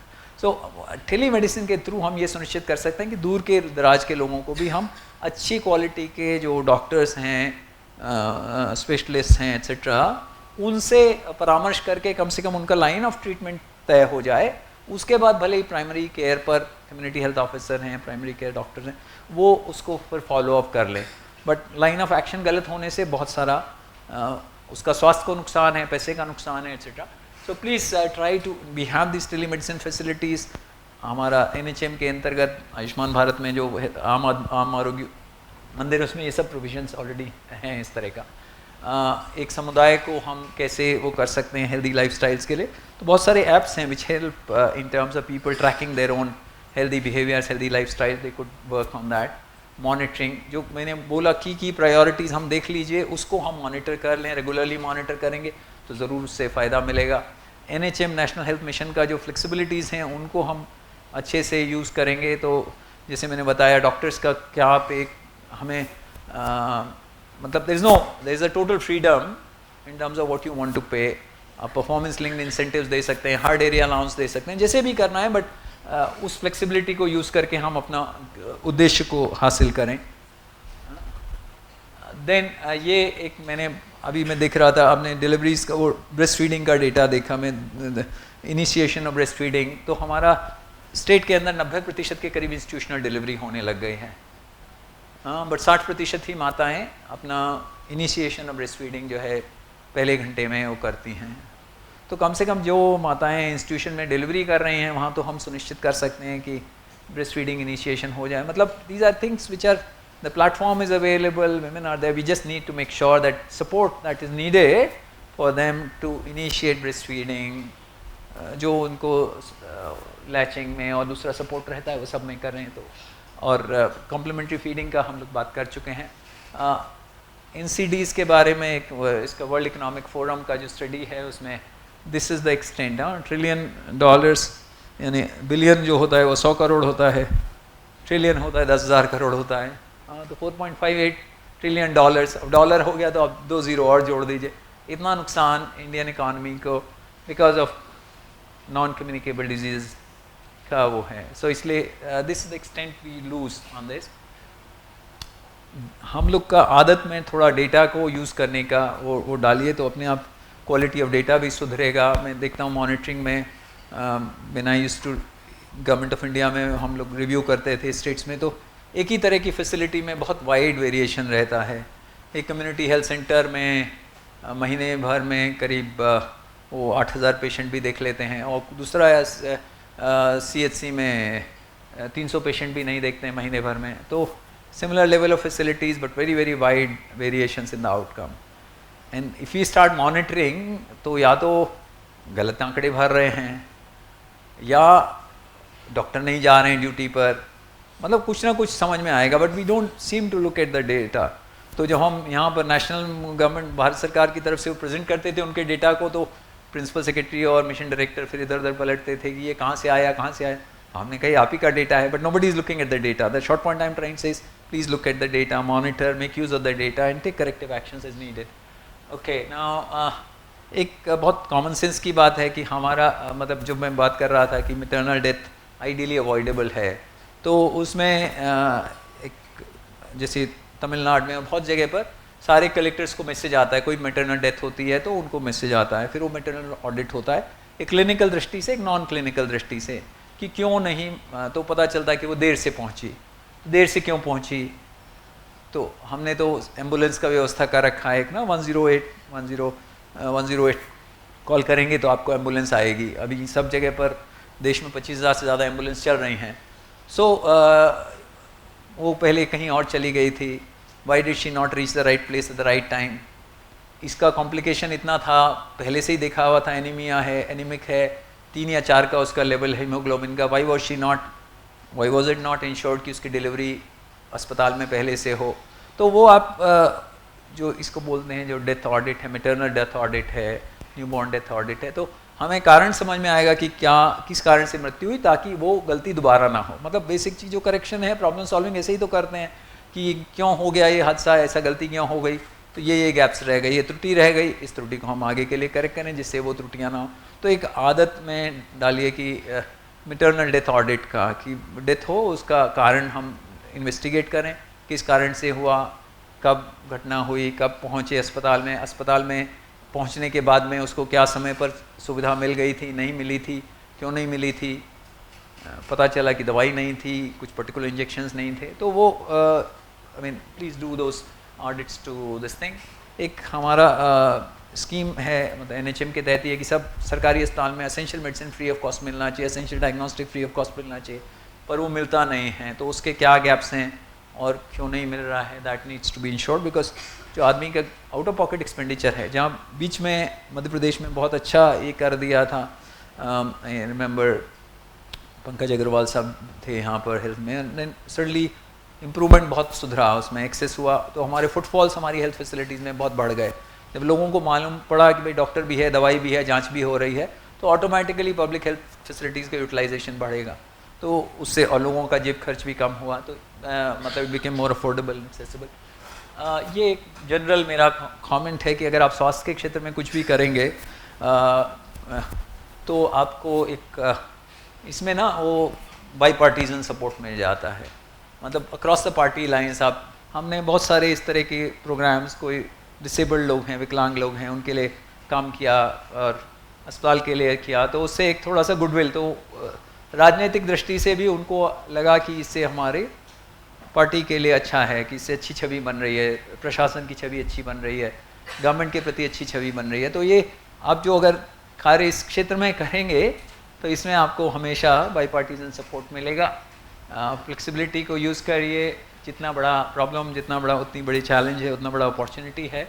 और इसमें एक चीज़ और है कि अनलाइक जैसे मैं एजुकेशन में भी था, यहाँ प्रमुख सचिव भी था, मिशन डायरेक्टर भी था, उसमें रिजल्ट्स आने में बहुत टाइम लगेगा, पर हेल्थ के अंदर आपको बहुत जल्दी 1 साल 2 साल के अंदर आप रिजल्ट्स देख सकते हैं कि हमारा मैटरनल मॉर्टेलिटी हमने इतना से इतना कम कर दिया, टीबी का इंसिडेंस था उसको हमने काफ़ी गिरा दिया। तो ये सब चीज़ें करना आसान है। इसलिए बिकॉज बहुत बार ये भी लगता है कि हम जब किसी जगह पर आएँ तो अपना छाप छोड़ के जाएंगे, तो ऐसा चीज़ लेंगे जो कि हम करके दिखा सकें।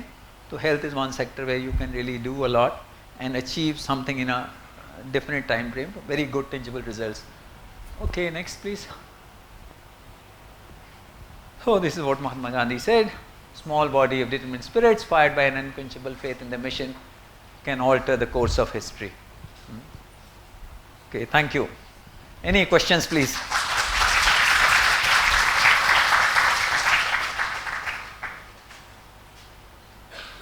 किसी को पूछना नहीं, आप लोग वैसे टाइम हो गया है, but we can take some questions if you have some questions.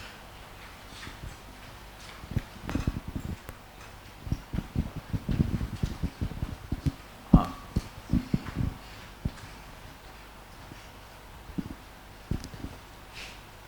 Sir मैं question is relating to the अपना रेयर परिचय भी डिसीज। दे दो जरा सा प्लीज। सर मेरा नाम गैलेक्सी नगपुरे है और मैं Galaxy sir. Wow. My question is relating to rare disease. So there are various types of rare disease. For instance, in the domain of eye, there is retinal pigmentosa, Stargardt. And sir, at national and state level, there is lack of infrastructure available for the treatment of rare disease. And also at a policy level, there are very few policies which are working for the rare disease. And sir, I think child mortality and all these things are also impacted by the rare disease. So sir, I'm asking what should be done at national and state level to tackle the issue of rare disease. So any example of Nordic countries जहाँ पे कुछ rare disease को solve करने के लिए कुछ steps लिए गए हों. And sir, as an SDM, what can I do to tackle the issue of rare disease? Okay, thank you. तो रेयर डिजीज का परिभाषा क्या रहता है? हाँ, बहुत रेयर है। रेयर डिजीज का परिभाषा ये है कि रेयर है। रेयर मीन्स बहुत कम लोगों को वो इन्फ्लुएंस करता है। सो 1 in 10,000, 1 in a lakh, 1 in a million, उस तरह का। तो उसके कारण से जो भी आदमी उसका दवा विकसित करने का उस इंडस्ट्री के लिए रुचि नहीं है कि वो उसके लिए दवा विकसित करे, फिर उसने बहुत इन्वेस्ट करके दवा विकसित भी किया तो उसका उपचार बहुत महंगा होता है। तो एक एक जने का 1 साल का लाइफ बढ़ाने के लिए करोड़ों में खर्चा हो जाता है। Okay, so I can give you 1 extra year of life, but it costs say 1.5 crores। तो अभी हमारा जो चैलेंज है कि हम बहुत सारा जो बेसिक चीज़ें हैं, निमोनिया है, डायरिया है, वैक्सीन प्रिवेंटेबल डिजीज़ेस हैं, तो एक एक्चुअली मैं एक UHC का क्यूब दिखाना चाह रहा था जिसमें कि हम यूनिवर्सल हेल्थ कवरेज का ये होता है कि हम कितनी सारी सेवाओं के लिए कितनी सारी पॉपुलेशन को कितनी प्रकार की सेवाएं बिना किसी कैटास्ट्रॉफिक एक्सपेंडिचर के उपलब्ध होती है, उससे उसका UHC का प्रोग्रेस समझ में आता है। तो ये एक इशू हमेशा होता है। और कोई माँ बाप जो होते हैं जिसका बच्चा है, वो हर माँ बाप, हम भी होंगे तो हम चाहेंगे कि हम जो कुछ करना हो हम उसको जान बचाने के लिए करना चाहेंगे। छोटा सा बच्चा है, is totally dependent on us for the survival. Okay, at the same time as a government person you are looking at कि भाई मेरे पास 50,000 करोड़ है और 50,000 करोड़ से अगर मैं रेयर डिजीज़ के लोगों को करना चाहता हूँ तो हो सकता है मैं 50,000 लोगों का 1 साल का ज़िंदगी बढ़ा सकूँ। बट मैं अगर निमोकोकल वैक्सीन बढ़ाता हूँ तो मैं 700 करोड़ में 7 करोड़ बच्चों को हम उसको टच करेंगे। सो those questions come up. Okay, so I face those questions and वो लोग कोर्ट में भी पहुंच गए और कोर्ट ने कहा कि भाई करना चाहिए, कहना तो चाहिए, होना चाहिए हर माँ बाप के लिए। तो उससे जिस माँ का बच्चा है उससे पूछोगे तो वो कहेगी बिल्कुल होना चाहिए। बट अगर आपका जेब में जितना पैसा है उस समय आपके सामने ये डिलेमा आता है कि हम इस पैसे का क्या बेहतरीन इस्तेमाल हो सकता है कि हम इससे जनरल प्रोग्राम चला दें वैक्सीनेशन का, उतने पैसे में हम उतने लोगों की जान बचा सकते हैं या इतना। सो द डिफ़िकल्ट थिंग, मतलब जो आप बोल रहे हैं कि मतलब this is a very difficult question, मतलब from the ethical perspective. But otherwise rational दृष्टि से देखेंगे तो अभी हमारा हम वहाँ पहुँचे नहीं हैं कि हम रेयर डिजीज़ के लिए सरकार बहुत कुछ कर सके। अभी मतलब जो कॉमन डिजीज़ हैं, कैंसर वैंसर के कारण से ही ऑर्गन ट्रांसप्लांट की बात होती है, उसमें ही लोगों को बहुत मुश्किल हो जाती है, जिसमें हम रिलेटिवली कम खर्च में काफ़ी सालों तक उनकी जान उनकी लाइफ एक्सटेंड कर सकते हैं। So I have faced this, I have gone to the court and presented it and presented my dilemma also and told them this. तो एक स्टडीज़ होती हैं कि dialysis averted per dollar या dialysis averted per 100,000 rupees I spend. तो मैं 1 लाख रुपया खर्च करूँगा तो अगर मैं टीबी में करता हूँ तो मैं इतनी लाइफ ईयर्स बढ़ा सकता हूँ, अगर हम इसमें खर्च करते हैं तो हम इतना लाइफ ईयर बढ़ा पाते हैं। तो उसके कारण से अगर मुझे पहले चॉइस करना होगा तो मैं टीबी प्रोग्राम के लिए पैसा देना चाहूँगा, हेपेटाइटिस प्रोग्राम के लिए देना चाहूँगा, HIV मलेरिया। तो वो इस तरह के क्वेश्चंस होते हैं। But I mean I am not, these are, मतलब ये एक बड़े लेवल पे एक ह्यूमन क्वेश्चंस हो जाते हैं कि हमारे लिए। अब मुझे याद है कि मैसेज आया PMO से कि PM चाहते हैं कि डायलिसिस की सेवाएं तत्काल शुरू की जाएं, ओके, और हर अस्पताल में होगा। And then he will facilitate, किसी डोनर ने हमें मशीन्स भी डोनेट किया और हमने PM डायलिसिस प्रोग्राम शुरू किया।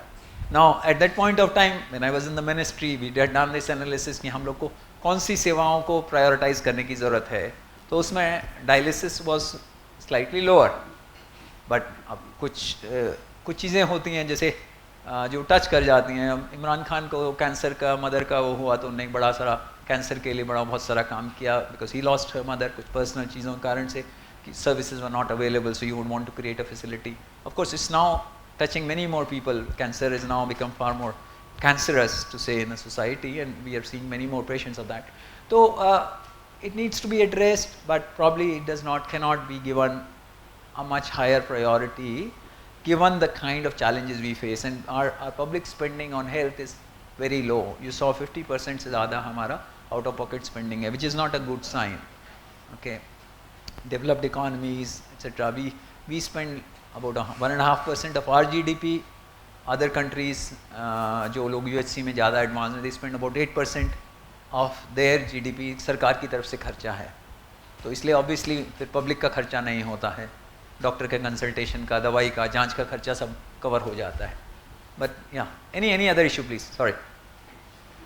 Anyone else who would like to ask a question? किसी का कोई प्रश्न है तो पूछ सकते हैं।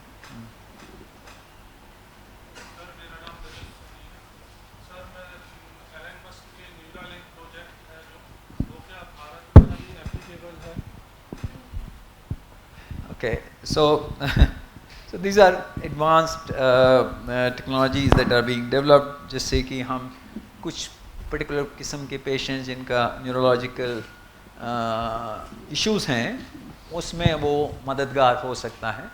तो अभी वो सब ट्रायल स्टेज में चल रहा है।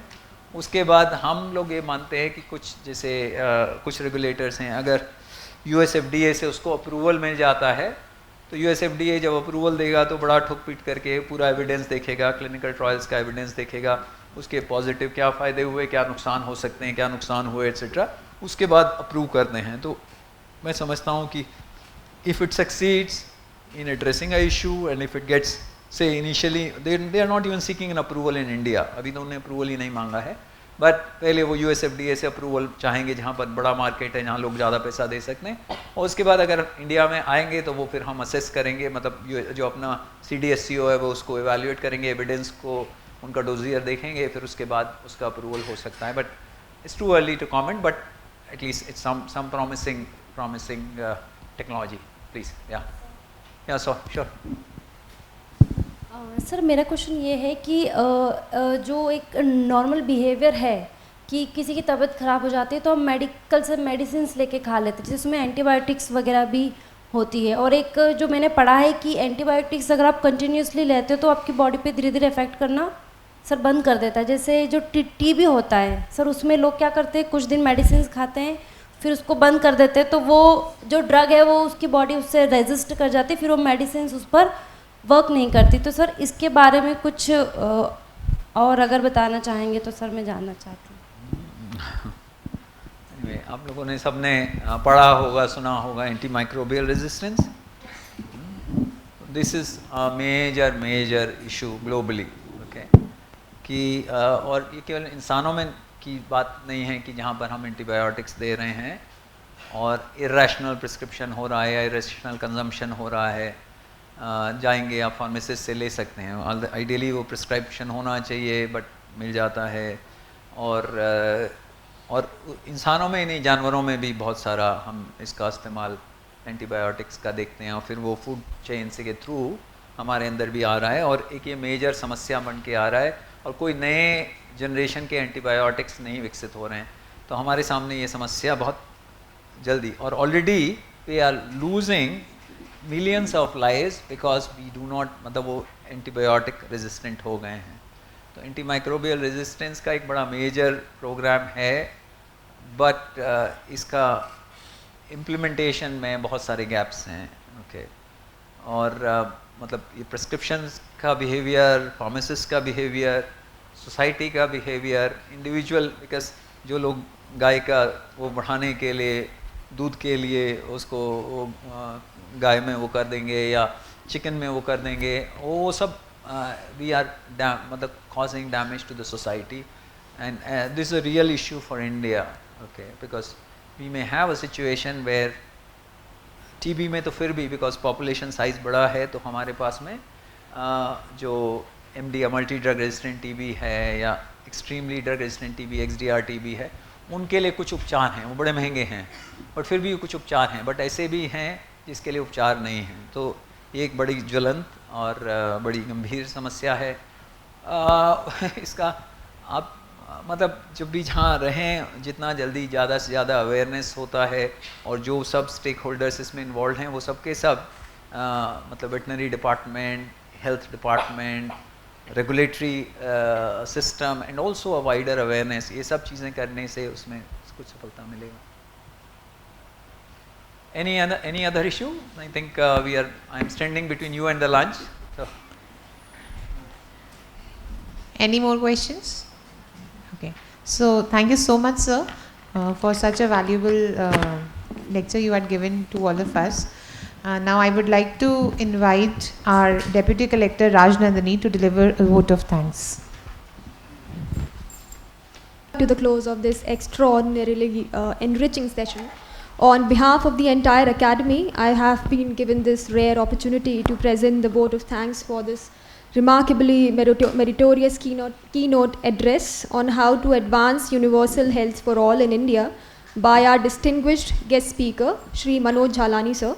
It was our sheer privilege to know about your profound insights on the importance of investment in good health, multi-sectoral policy interventions, our role as officers in making a difference, and how the alignment of service delivery approaches, high impact interventions, intersectoral coordination, enhanced public spending and information systems will be crucial in building people's trust and public confidence, as well as recognizing that alignment is needed beyond these areas in order to take India closer towards universal health coverage. On behalf of all the attendees here, I would like to extend a heartfelt gratitude to you, sir. It was indeed an absolute honor to have had the chance to listen to you. I would also like to thank respected DG sir, respected Director sir, respected Neha Bhartiya ma'am, the esteemed faculty of the Academy, and all the officer trainees present here for making this session a resounding success. Thank you very much.